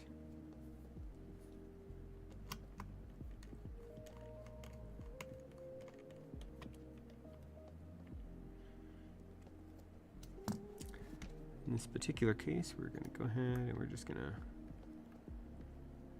give ourselves a keycap right here. All right. So yeah, modability. Going back to the theme for today and last week, adding extra components to your keyboard.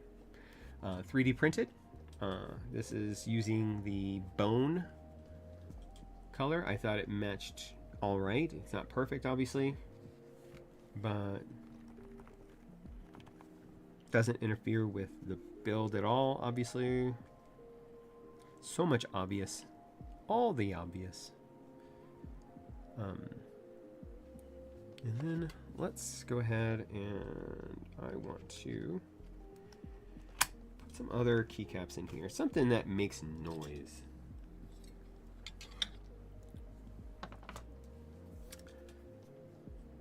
This board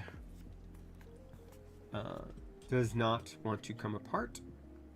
We could probably do a pry in here. I'm not going to do it for this board. It's light, so it's good for travel. Although if you're going to be doing travel, you're probably going to get the low profile version of this board. All in all, it's not a bad board. And using these blush switches in the office will make your coworkers happier, depending. So let's try. It also has north-facing RGB, which is kind of novel these days, especially for what is supposed to be a more enthusiast board. This is the return of the Key Geek Sarah.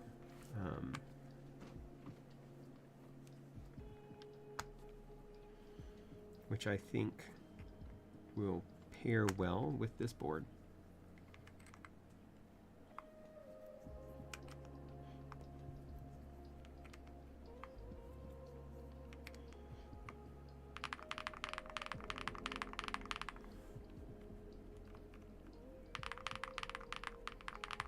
See, I think that's nice. Thoughts? Now I probably will also replace the keycaps, but not at first. We're going to go with just the switches at first, and then I will probably put on, since we're doing drop today, I was going to do drop DCX Dusk. No. Yes, Dusk on here.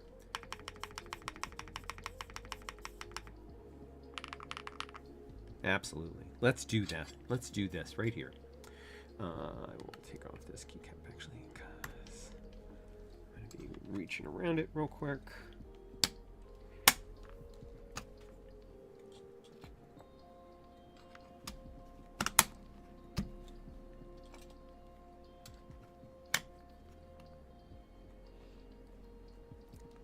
Come on. There we go.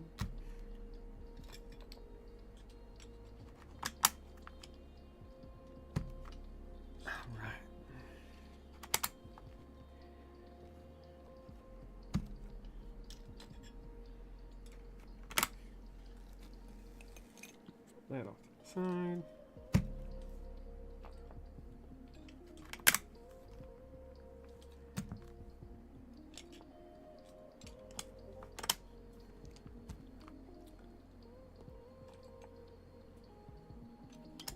Anybody have any plans? Is it a long weekend for some of you? Obviously, maybe not for anyone outside the US, but it is Memorial Day weekend here in the US.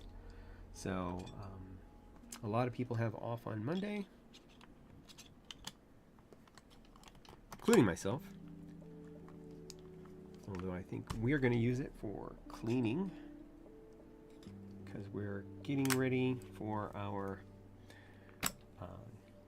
Denver Fan Expo next weekend, and then following that we have stuff lined up for our respective birthdays.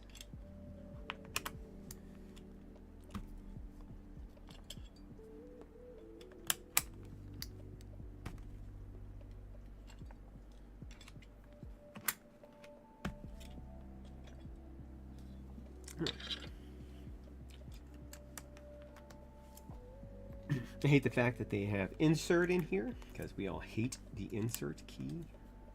And if you don't, you should. Because insert is the worst key ever.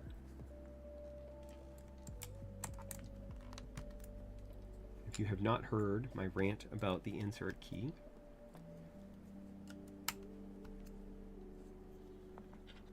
it does no good. It only hurts. There is very specialized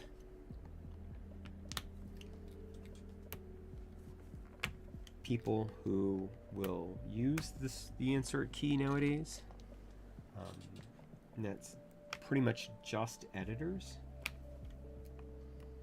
So if you are not an editor, the only thing the insert key does is cause you to accidentally overwrite something that you've typed.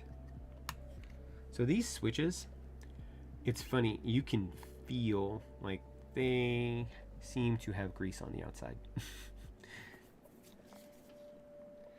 So on top of the silicone, they're also well lubed.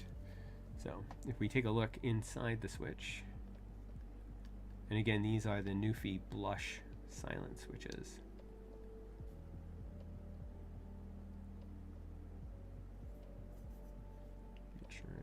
And all the way, there we go. Pop this open.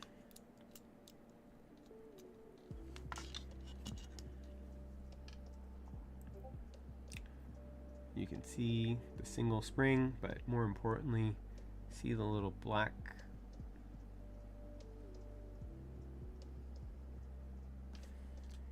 where are you?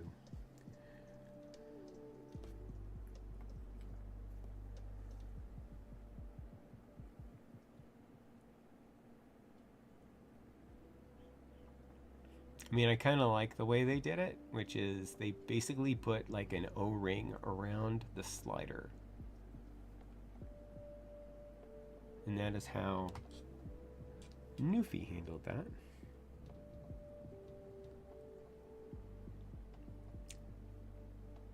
And it uses a long single stage spring. It has a light spreader. And the top case is clear. Come on, you go back in. There you go. There you go. Now you're cooking with gas. Now you're cooking with Koopa. Okay.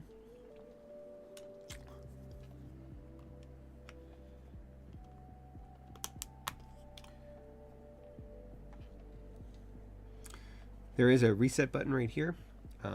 The plate is attached to the PCB, which is good because otherwise, since we can't open the case, if we pull out all the switches and the two are not connected together,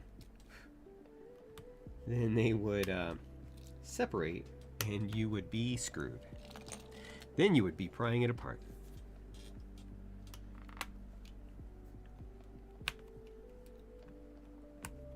Oh, hey. Any Austin people here?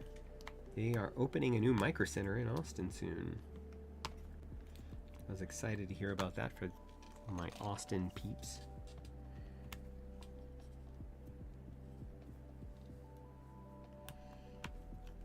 If you like a micro center, I love micro center. Micro center is one of those.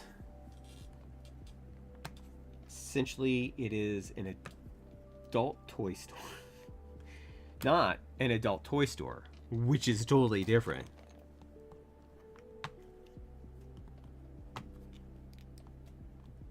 Like, totally different. Although with a 3D printer, which you can buy at Micro Center, never mind. Cat hair.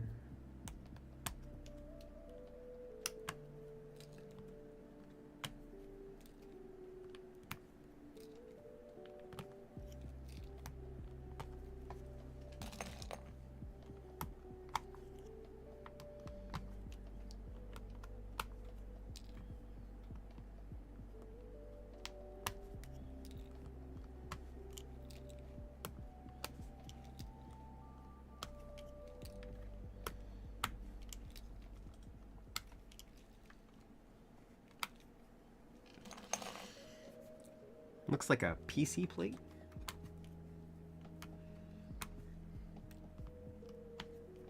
As I said, it's north-facing RGB. Plate mount stabilizers, which came pretty well lubed.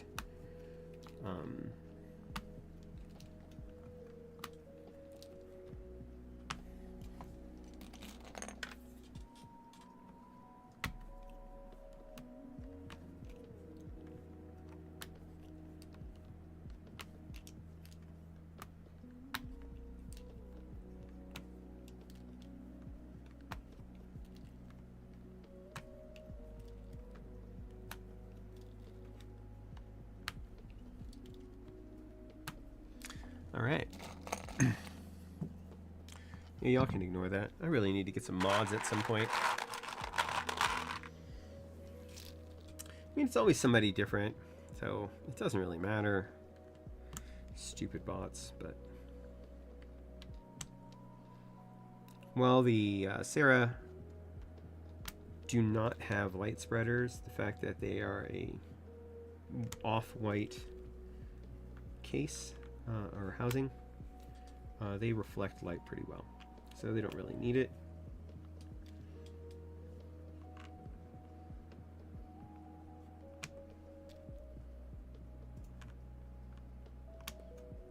Anybody have any questions about the board? Or the other board, or any of my boards? Is there any board y'all want to see besides this one? Hopefully, by next stream, and I reached out to Glendale about it, my next stream will be the ASCII F. So, with a plate. Haha! Take that, plateless people.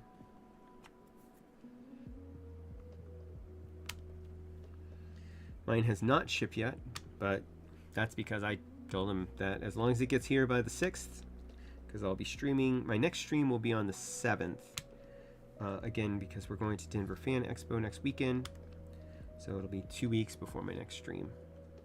And I think it'll probably be another early morning stream. I think I like it.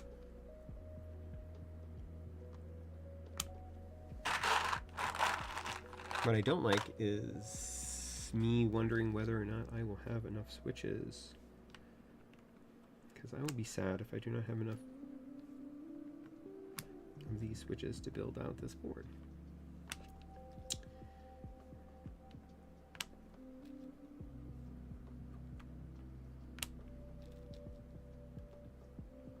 I have options. Because I can always go with like HMX gravel, or even the mirror. I have plenty of mirror switches.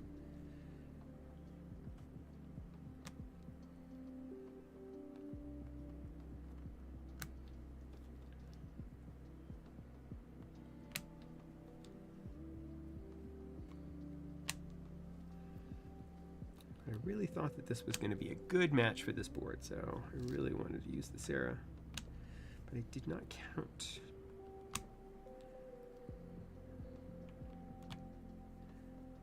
So I guess we will find out together, everybody.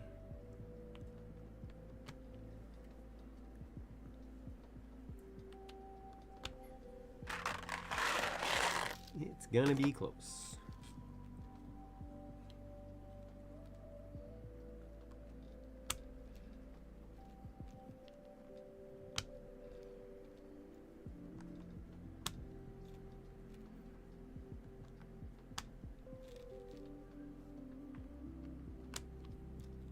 We may have to option in some switches. Just fill out the F row, because it's the F row.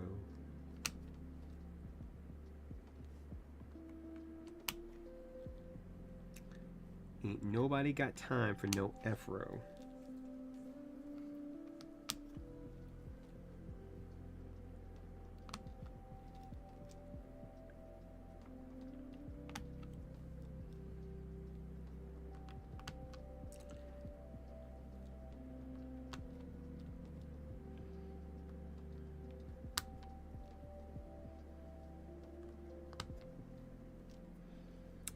Alright, let's see. What numbers are we dealing with for what's left for the Sarahs?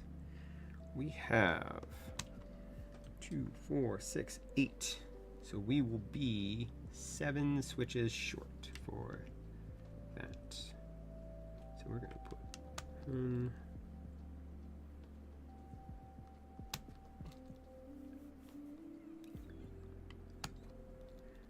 4. Oh no. 8. Put my escape key. And we'll do these two. And we'll just leave this one out.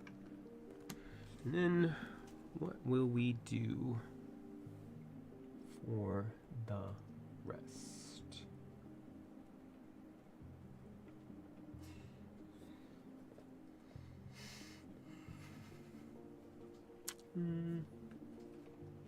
Not you. Let's just go stay with Kiki. Yeah. Yeah.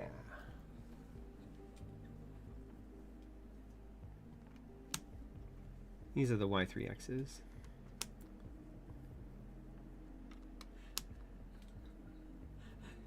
They'll have a more muted sound profile.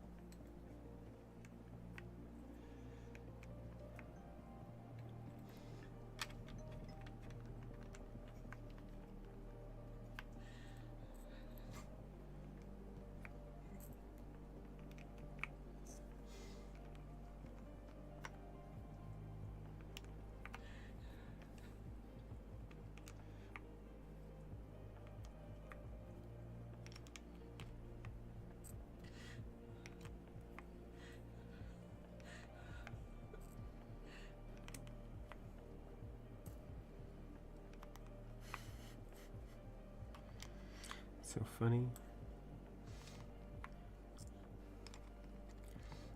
Just having Freya in the background, trying not to laugh, is hilarious.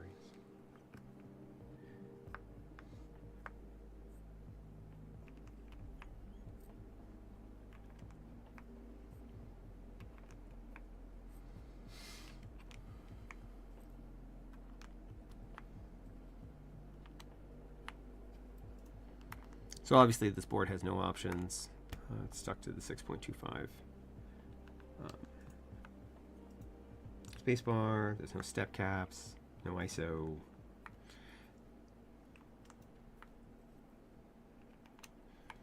So not really a true, it's not an enthusiast keyboard, but you know, the option for the 3D printed stuff is fun, even if it's not really, like they give you that poorly,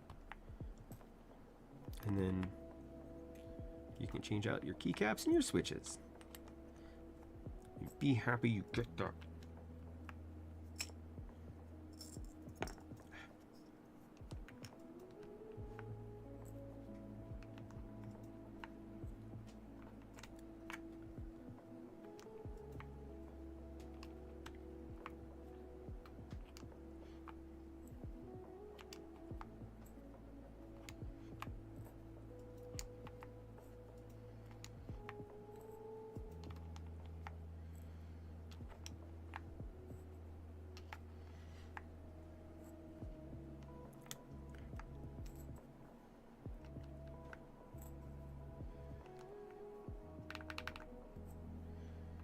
That's not too bad either. Who knows? Maybe I should do a Y3X build of this.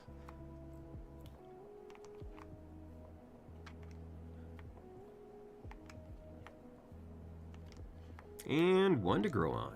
All right. Let's go ahead and put our little friendly keycap back on here. And that's on. So now we have this board built with KeyGeek Sarah's. We will not be testing these two during the sound test.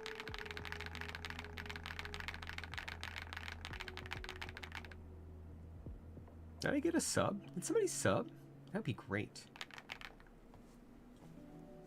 If you did, thank you. Let me know who you are, because I missed it.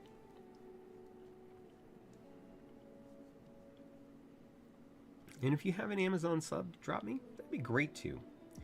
All right, so let's go ahead and pause. We're going to do a sound test. This is the Nuphy Node75 with KeyGeek Sarah's and stock keycaps.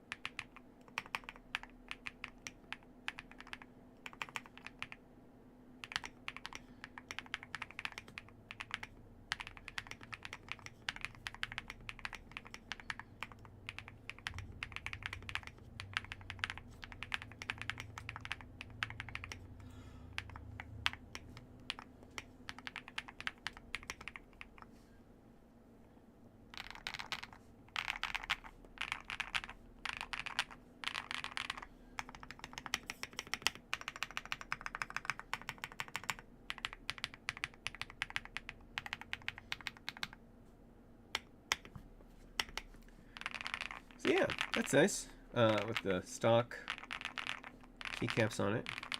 We're going to try it now with the Drop DCX. Let's go.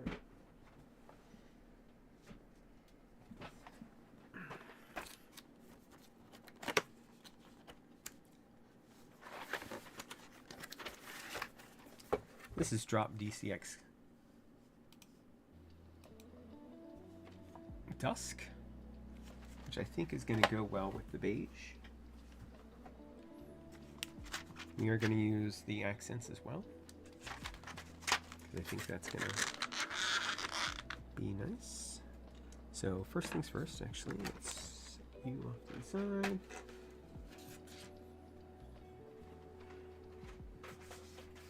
We'll be back to you in a second. We will be back to you in a second. All right.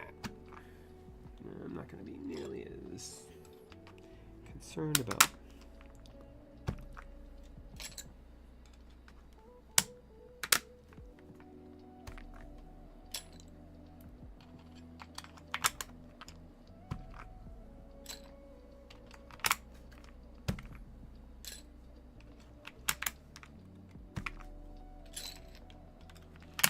By the way, I love this 4 keycap puller.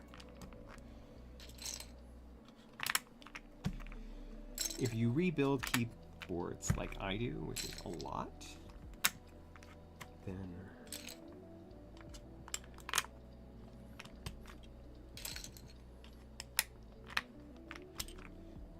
this is just so nice.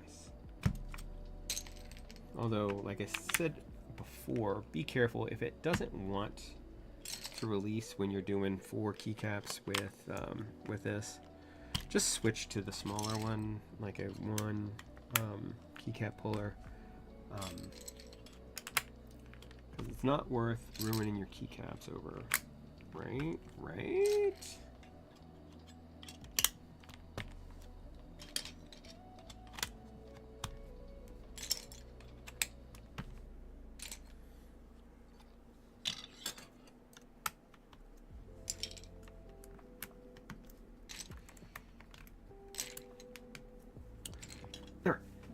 Let's try to drop DCX on here.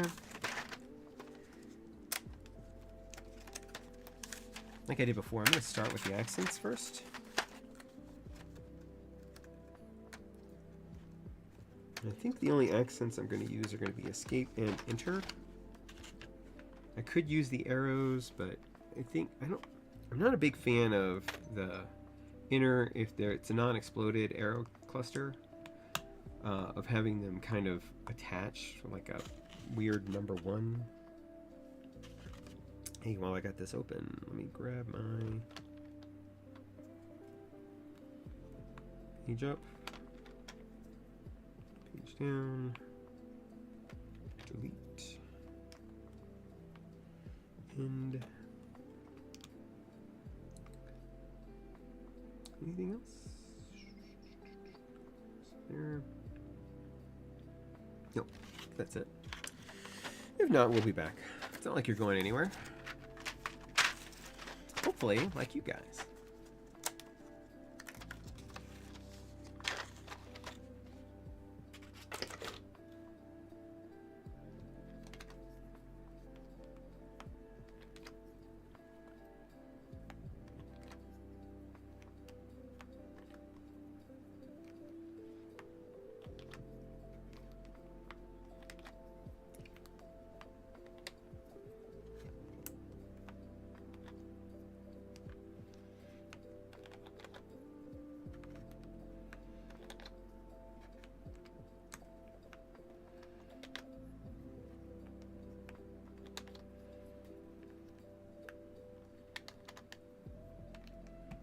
Search and everything else.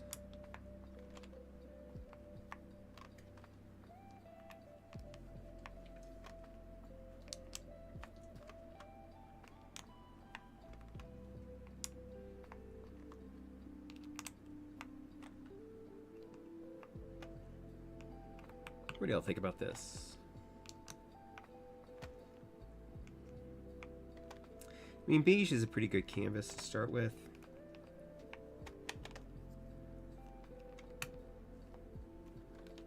Or whatever they're calling their colorways.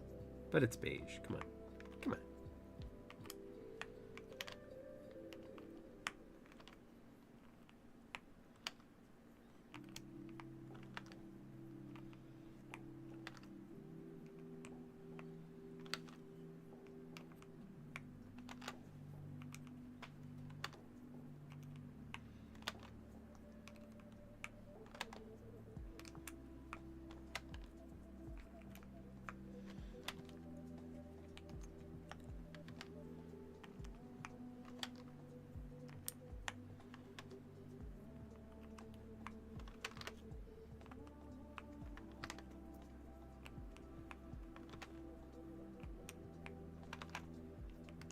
Oh, that is one key that is still on the other board. I knew there was one. I was forgetting the shift.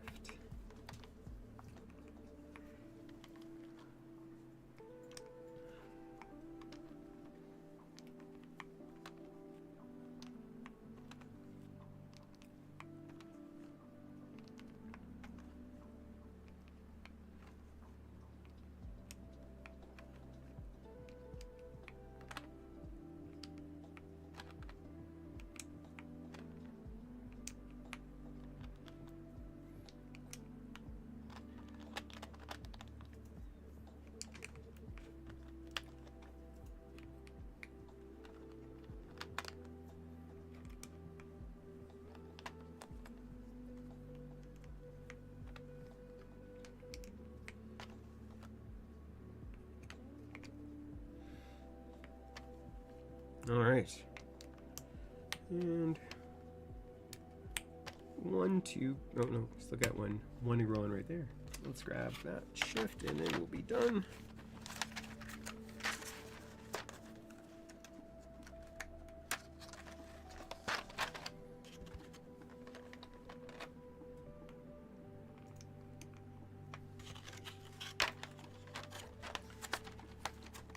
Okay, what do y'all think of this combination?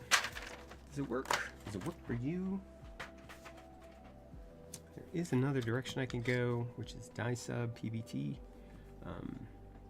but it sounds right. Let's go ahead and try it.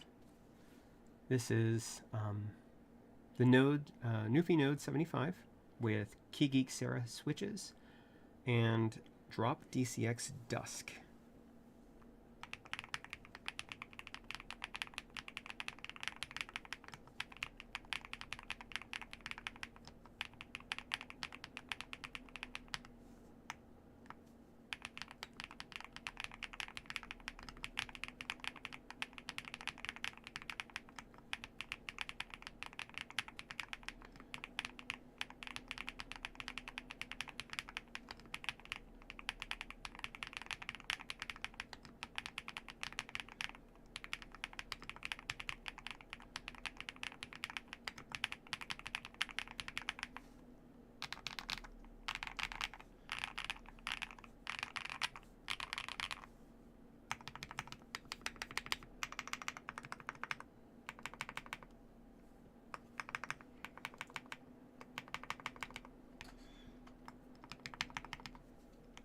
Not seeing problem.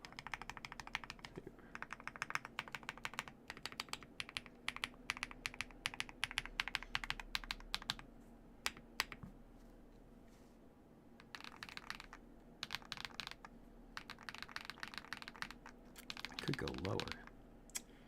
And then, what do y'all think about this?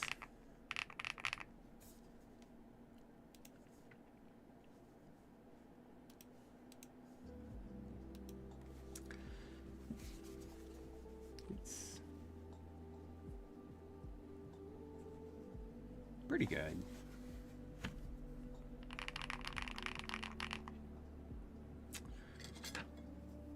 Let's try.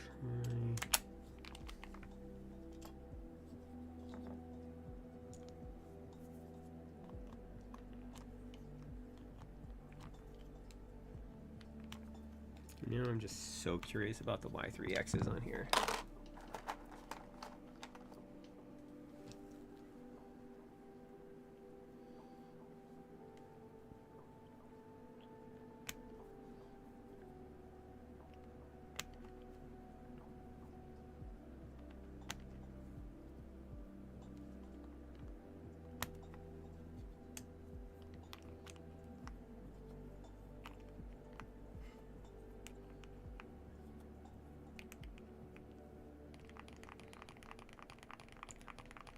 Well, that's practically silent.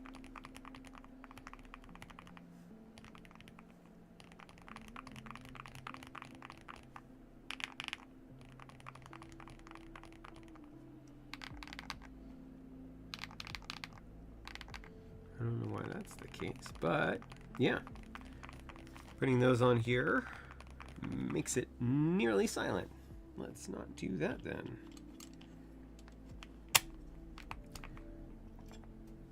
About something else.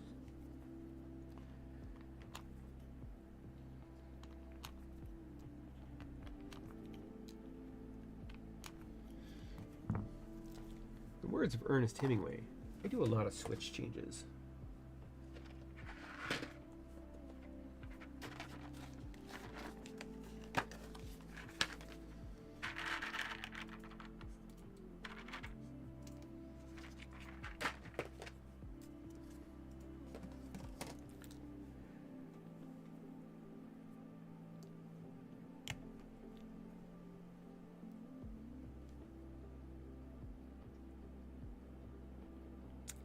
I mean, I normally do 3-hour streams already, so I don't know that I would do longer streams.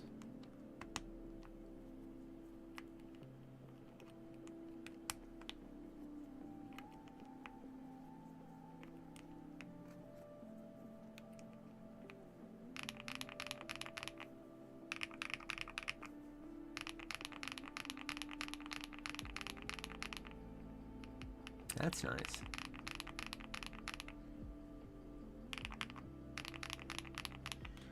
Problem with the mirrors, let's see if it's going to do it,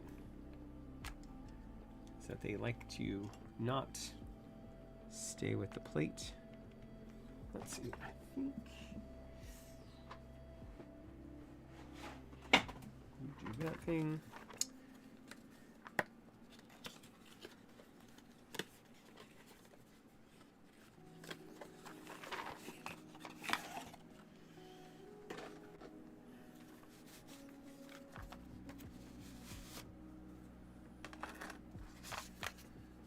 Yeah. So, alternatively to the dusk, if we go with a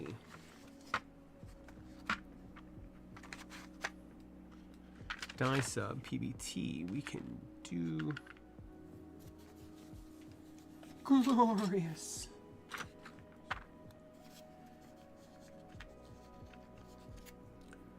I think also After Party would look good on here. Actually, I think After Party might look better on here than the dusk.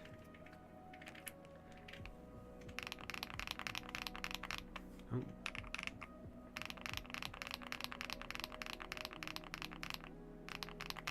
That's actually, I'm kind of digging that.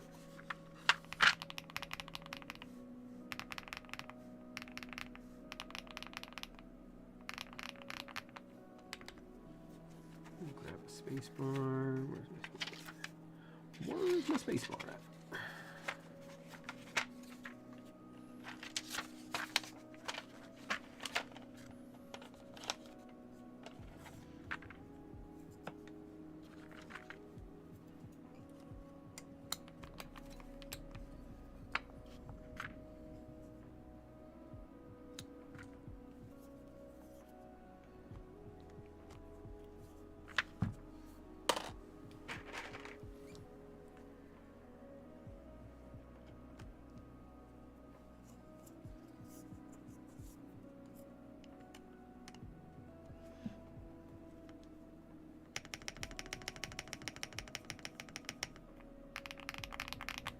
Oh.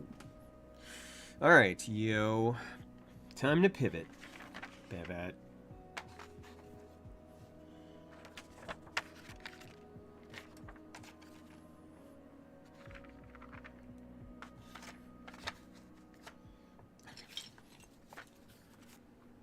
Put you back, not all the way away, just in here. Set you off to the side. Grab a not use a block.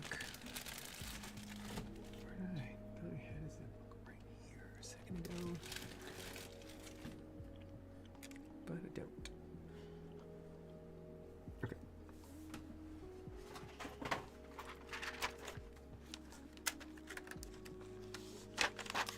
Do y'all want to stay with me while I do this? I hope so.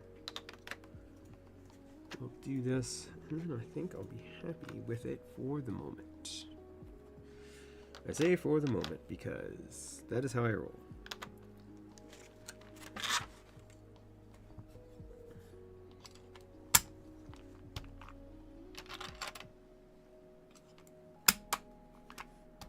Now I know a lot of people like to, or are fine with having the different switches in their board. I prefer uniformity with my switches. When I build a board, there are very few exceptions to where I will not have a board that is all one switch. I think I've done it recently. I had one board that was two different HMX switches, but they had a close sound signature, so it wasn't too bad. And then, aside from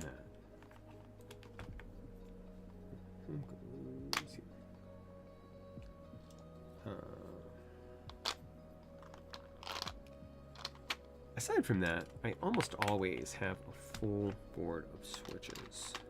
I've done some HMX because obviously there is some overlap with HMX sounds. Not all of it. It's not as bad as what people make it out to be. But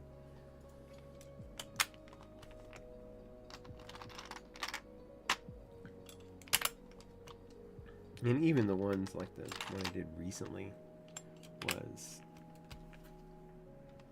a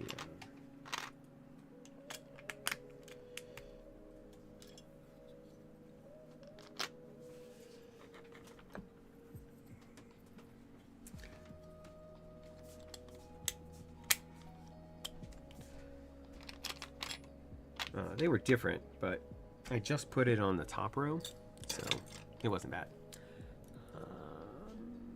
What else I gotta put this row? U2 and then bottom.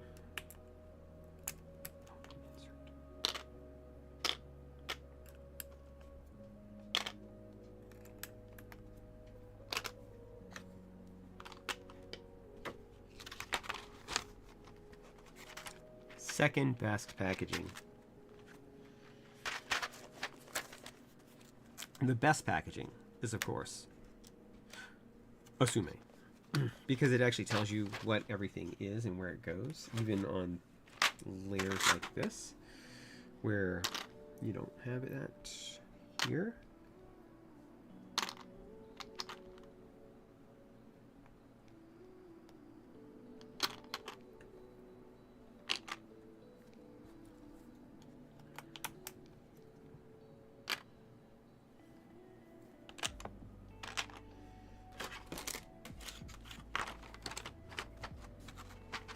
Glorious is pretty good now, but they don't tell you where it goes and everything just kind of runs together. That is what's really holding their packaging or their packaging back from being really good. But I do like the fact that it's recyclable material or recycled material. All right.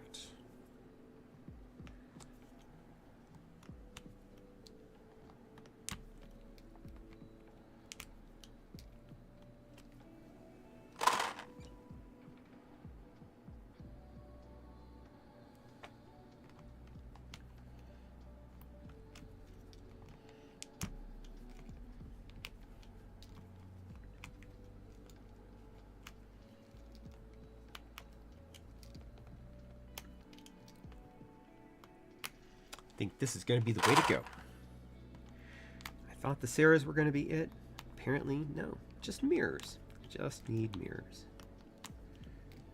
The mirror switches, which are a collaboration with Akko and HMX, are a little bit on the clackier side than what I normally go for, but not too far.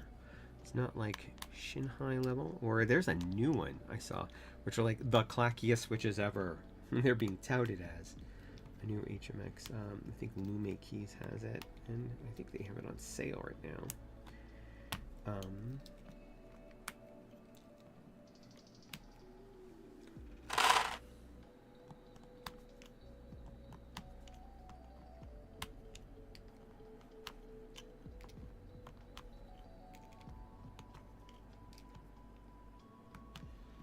See, I'm super excited about the ASCII F finally arriving after over a year of waiting.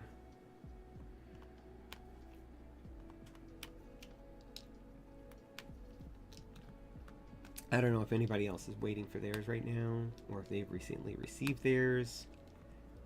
I know some people with plates are finally starting to get shipping notices. At least one person specifically I know has gotten theirs. But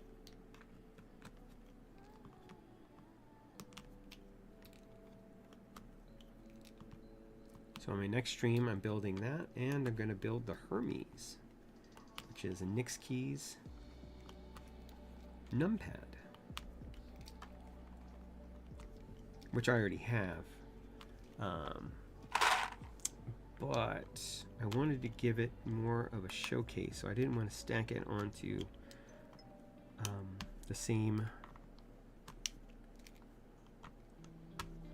because it's less of a mod thing.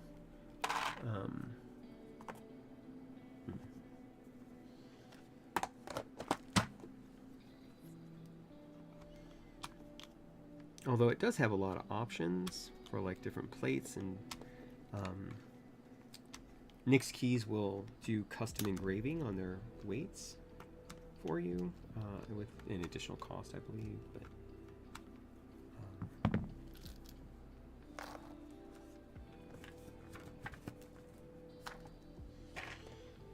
all right, mirror switches, and I should definitely have enough of these to do the whole board. So I'm not really worried about that because I own a lot of mirror switches.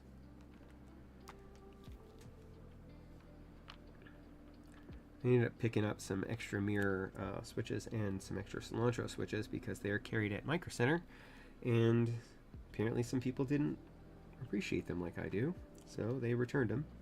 So I got them out of the return shelves.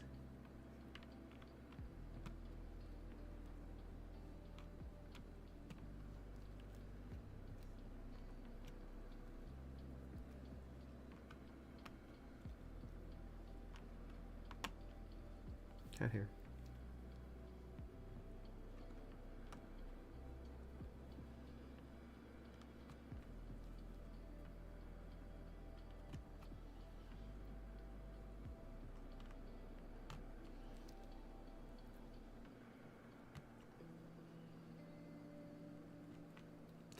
The mirror switches are an average weight switch. Very nice.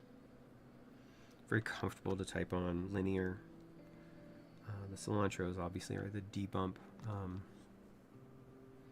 tactile switch version of this.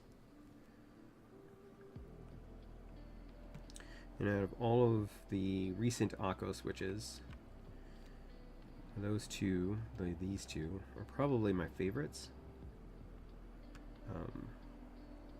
I hated the Rosewoods.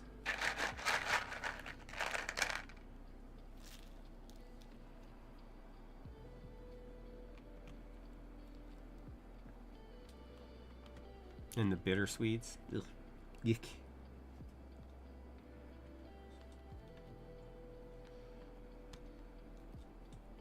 And all of Akko's Hall Effect switches are just garbage.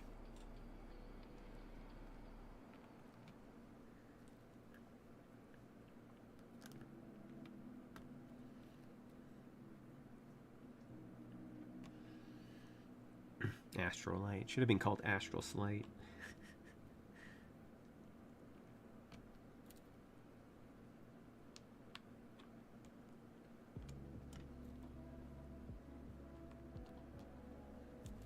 Because I feel slighted.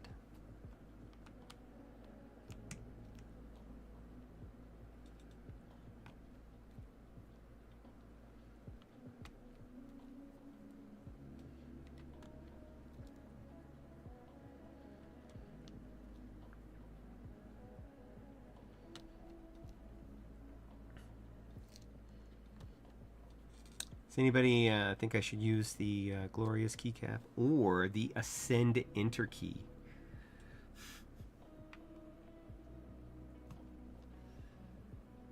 Luckily, they actually include both an enter and the ascend key now.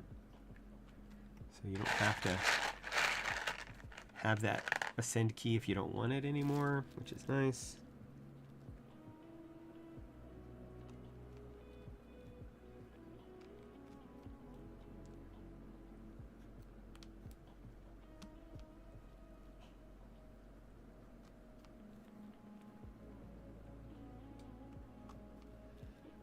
I just realized that this modification, what we're doing here, going back to my earlier Micro Center love and discussion, all of this should be available at Micro Center if you have Micro Center available to you locally.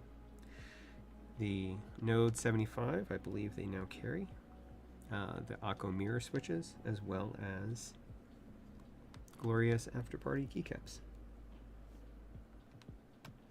So you could just walk in and buy all of this stuff, and a 3D printer, and bone, because that I bought the filament from Micro Center too. Not sponsored, just love Micro Center. Although if Micro Center wanted to sponsor me, woo-wee, I would do that.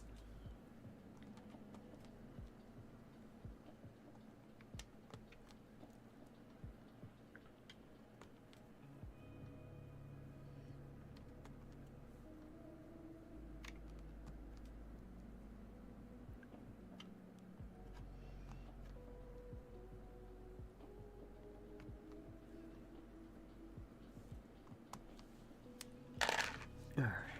Look at that. Like a glove. All right. Then we have our keycaps here. Stay glorious. Don't stay glorious. By the way, don't buy a glorious keyboard. Keycaps are fine. If you like die sub, get the die sub ones. These are kind of nice. I enjoy them. But do not buy a GMMK 3. Do not buy a GMMK Pro. Do not buy a GMMK 2. Just don't. They are the hottest of garbage. They're expensive. They are mid. There are much better options out there for you in the budget range, which they're not budget when you start getting into the aluminum chassis.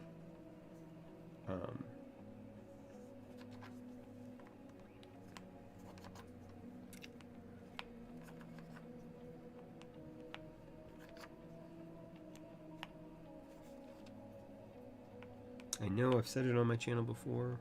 Friends do not let friends buy glorious keyboards. The glorious switches are also just jank, so I wouldn't get those either unless you need south pole oriented Hall effect switches, in which case I guess. So insert. Actually, let's just switch this out already, because I am going to change that in software, which we'll go over. Notice that this did not stay in place. So I'm going to put print screen here, because that is how I roll.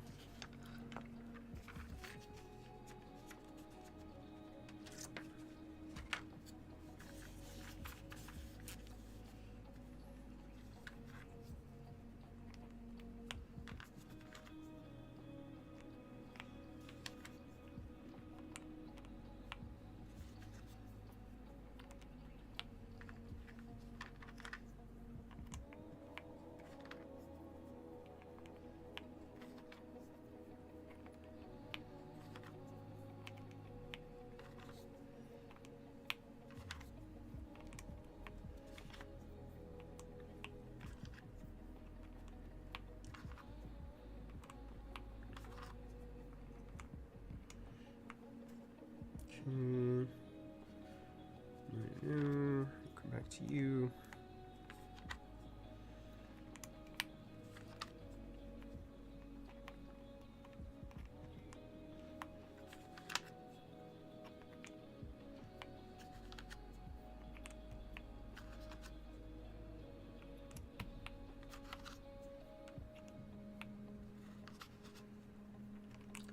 the best, well, actually I don't know if they have them right now, but the best keyboard they have at Micro Center right now, they have a Crush 80. You can buy a Crush 80 at Micro Center, or you were able to. Last time I looked, they didn't have any in stock. Currently we're using the enter key, because that's what was there, as well as the escape key, because that's what was there.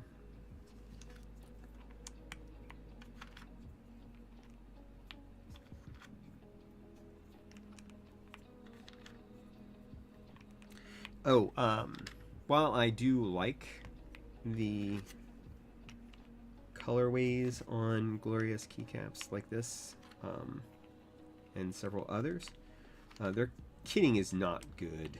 It's just not good.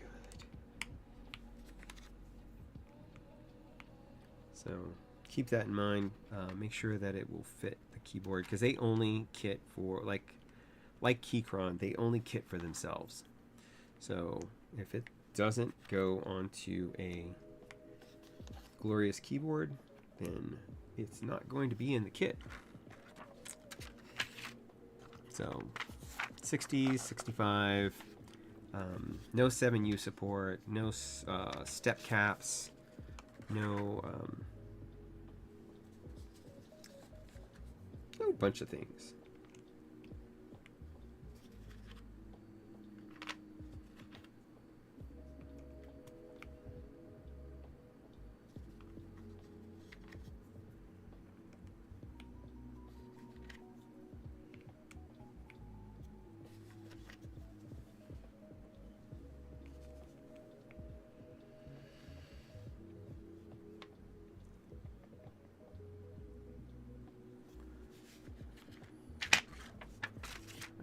I think everything else I need is going to be on this layer.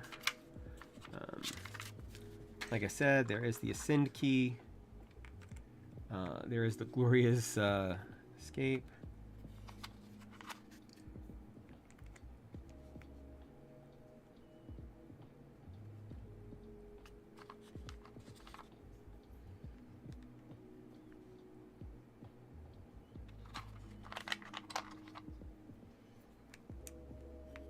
All right. That should be everything. We have a whole board again. Aha! Take that.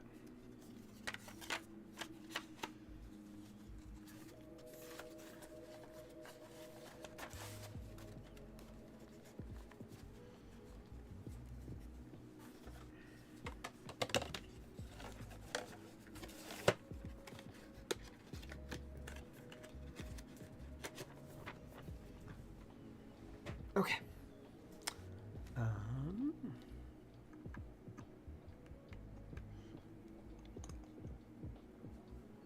We'll add some accent keycaps into our 3D printed bar along the top. And let's do a sound test.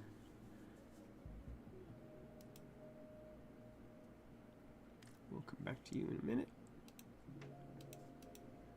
All right, so this is the Nuphy Node75 with Akko mirror switches and Glorious After Party die sub keycaps.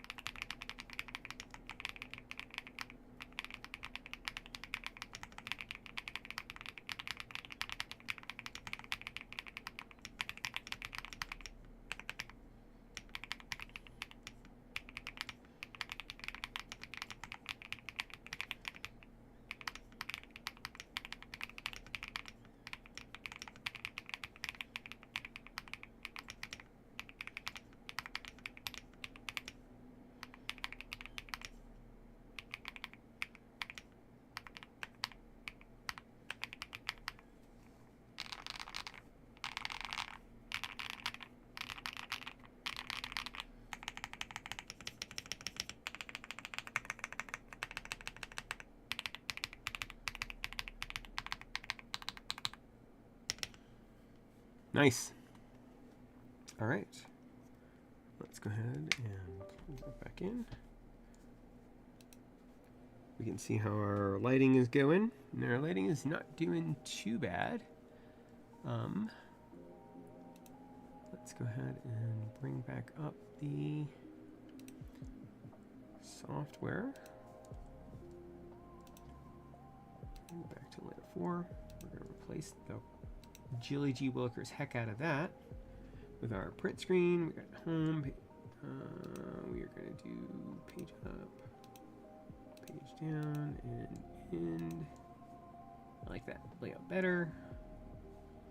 We're going to go over to our RGB. Oh, we're actually going to go to lighting effects.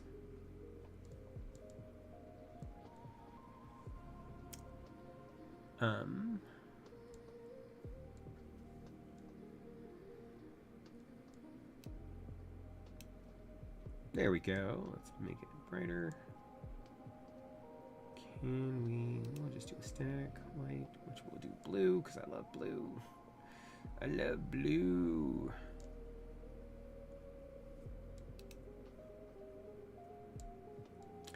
The side lighting is only white, and that is this guy right here.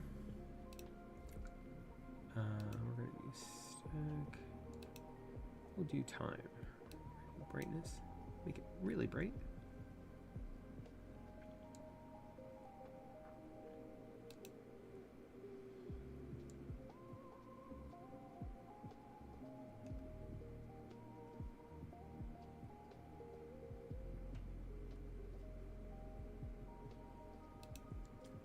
We need low stabilization. I need to disable the win.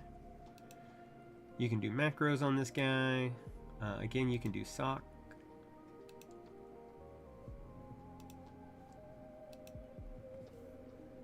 And D. So, again, this is the third one that I've seen recently where you can do sock on a mechanical keyboard. For what it's worth.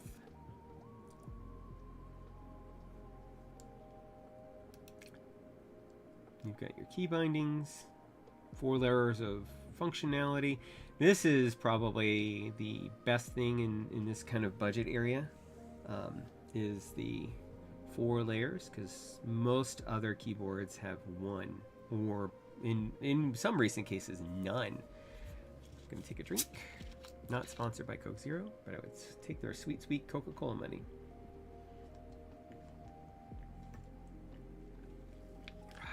All right.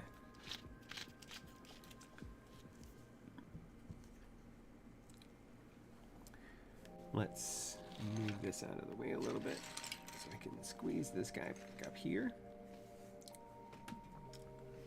And we'll bring back our earlier board. Man, this is so much heavier.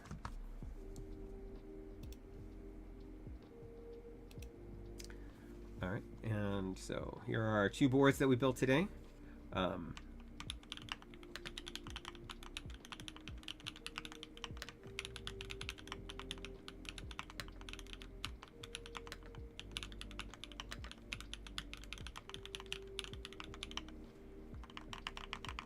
And if y'all didn't see these earlier, these are the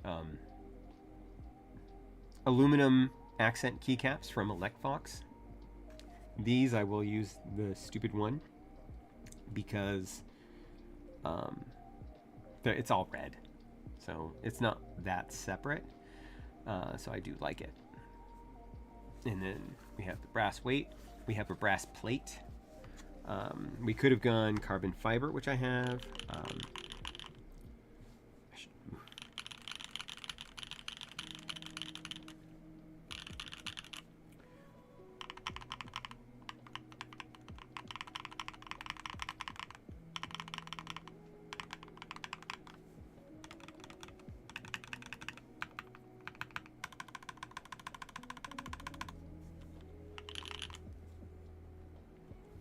I do love this build. I love the red. I think it looks great on here. And yeah, well, definitely, I think these were very good builds. Does anybody have any questions? Anything they want to see? Anything they're curious about? Otherwise, we'll see if anybody else has started streaming yet.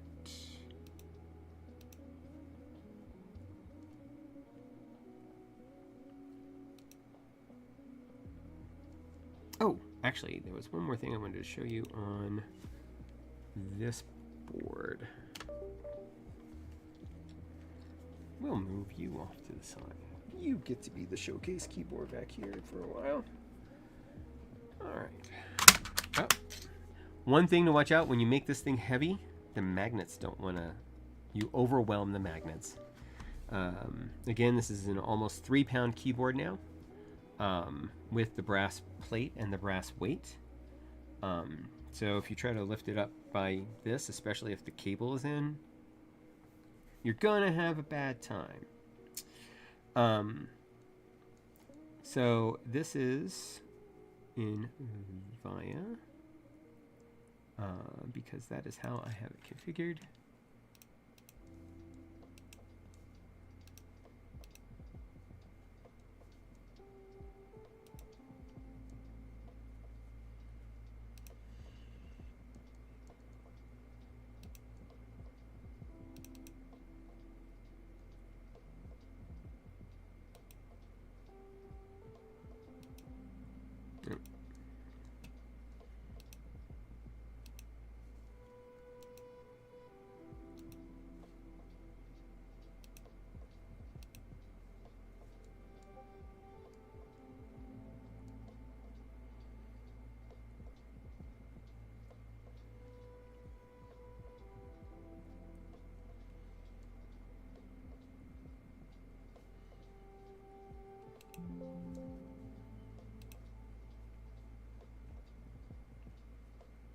Where is my...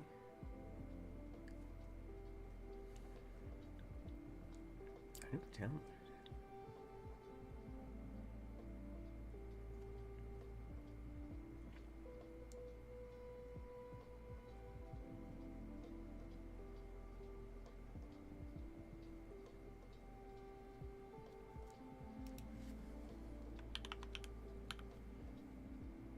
There we go. Okay.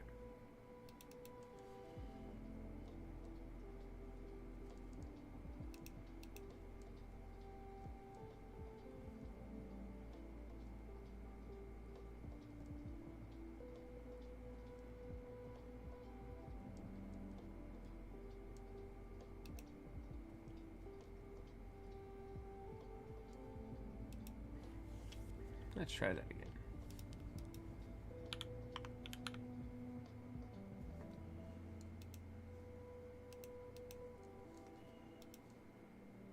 So, I'll show you all what I'm dealing with here. So now we're going to go over here. Paired.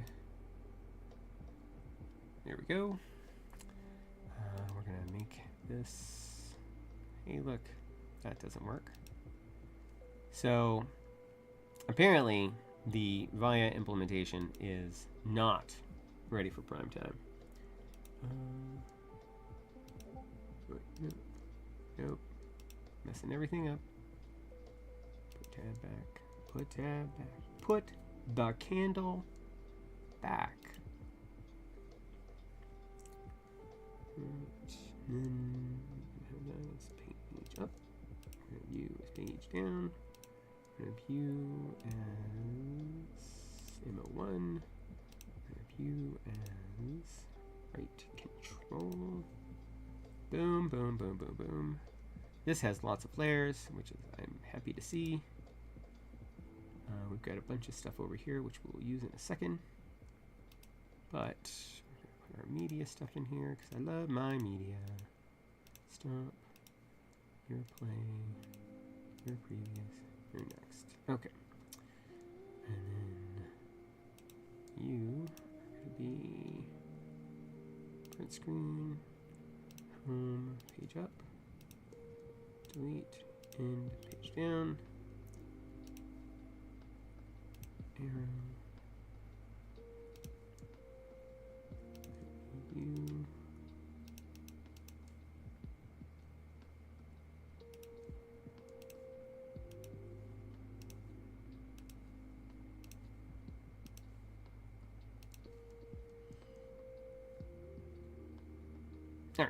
There we go. That's how I like it.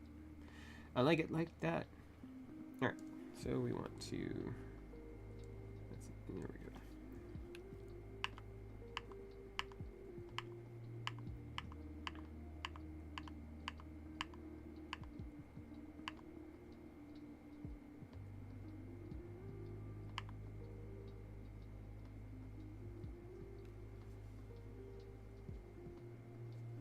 I like that.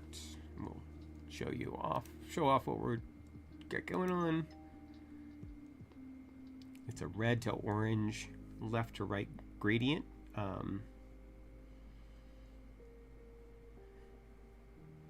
that looks awesome, especially because it reflects off of the brass plate. But let's go bring up.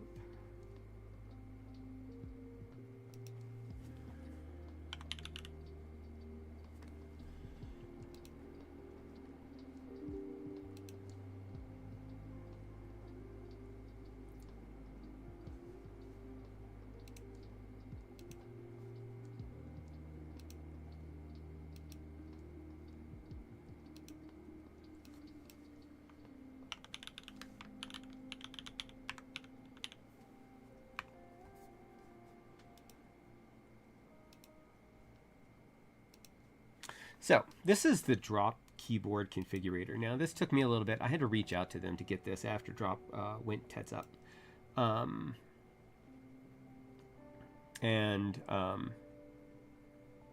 Because this is what you need if you wanted to, for instance, flash your keyboard. So you pick your keyboard. Let's say we wanted to make it vial. This is actually going to reset it. So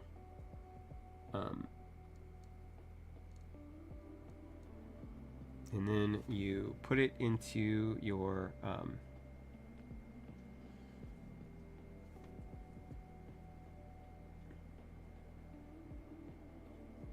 function, backspace, and it should move it into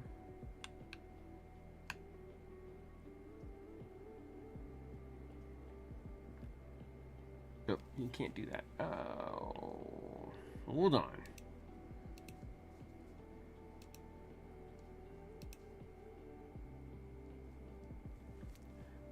Good to know. If you want to do it, obviously you need to be able to hit function, left control, and backspace. But if you have it configured for something else in VIA, then it doesn't work, but it still doesn't seem to be working unless it's this way.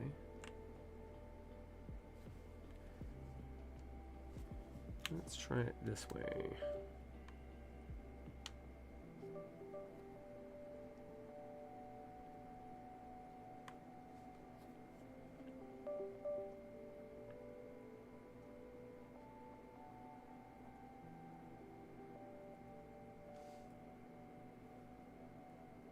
Okay, so holding down escape while you plug it in puts it into a bootloader, which is fine because that's where we want it to be.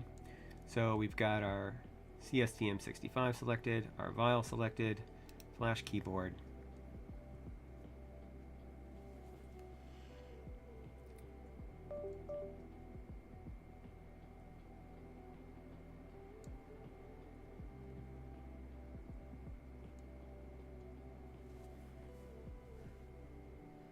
Now we should be able to unplug it and plug it back in.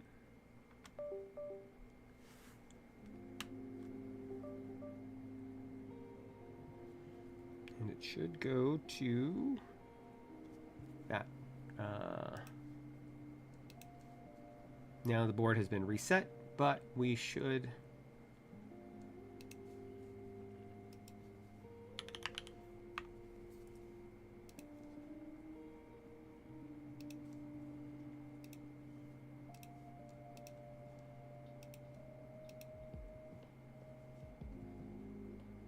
and if Piano's still around, he would be happy to see this.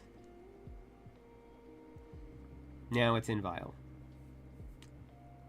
You'll notice that it's been reset, so we'll need to reset the reset. Put it back to where I had it. layers, number 1.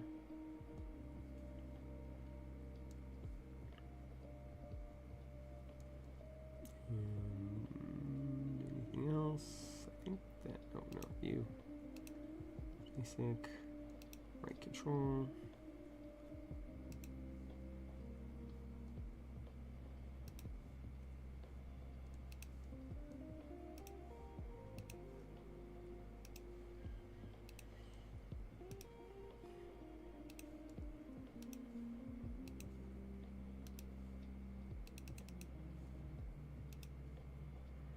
Media.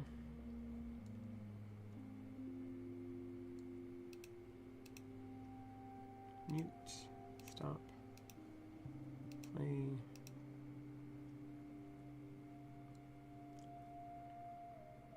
Previous. Next. Basic.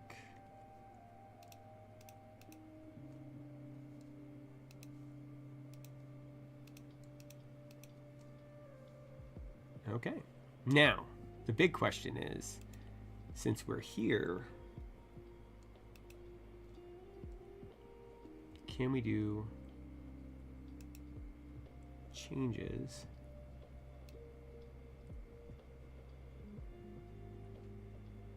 like this? So the Vial implementation is much better than the VIA implementation, and so now we can see that our lighting works. Instead of going the left to right, I just went with a gradient up to down, because that's how I roll. But everything is now configured. Yeah, so that is awesome. Do I like these boards? Yes, I do. Obviously, this was more expensive than what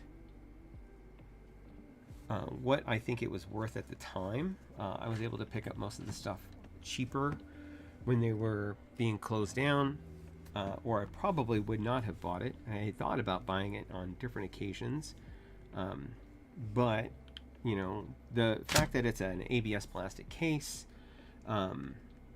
even though you can get aluminum top pieces for it, you could not get an aluminum case for it, which I thought was a big loser thing, especially for the prices that they were charging at the time. The fact that it was wired only, again, you know, depending on your opinion of wired versus wireless capabilities on keyboards, I love the idea of it. Again, going back to my whole thing about modability, all of the different weights that can just be popped in, popped out, the case tops that you can just pop on, pop off, like, you know, again, let's just magnetically pop this off. Let's grab our black top, pop that back on. Now you kind of have a different feel. And then, yeah, you can completely change the feel if you change the color of the top to something like blue.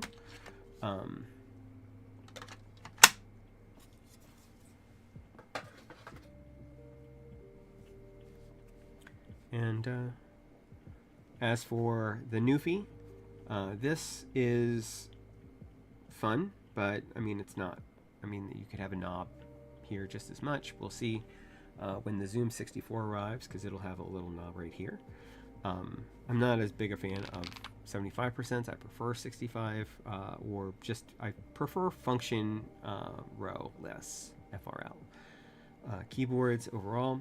But the blush switches are good. They do have that soft bottom out because it does use silicone as the dampener, and but they are otherwise really, really nice. They seem to be lubed well, not quite over well, but close. Once I replace the switches in it, you cannot really open the board. It is not moddable. This does have 2 stage feet. This does not. So you are stuck with the angle that this is at, but it's a healthy angle if you like that sort of thing. But yeah, that's it. Let me see who's available.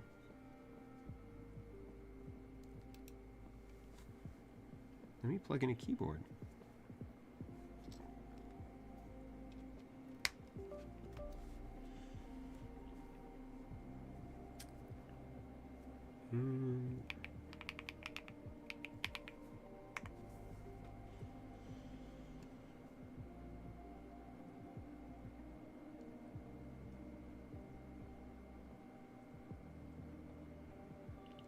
Apparently no one. Does anybody know if anybody's streaming? Otherwise, we'll just go ahead and end it here.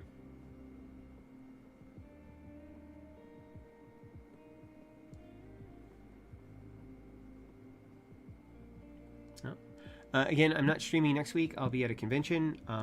I will be streaming the week after that. Hopefully I'll have the ASCII F by then. And I already have the Hermes by Nix Keys.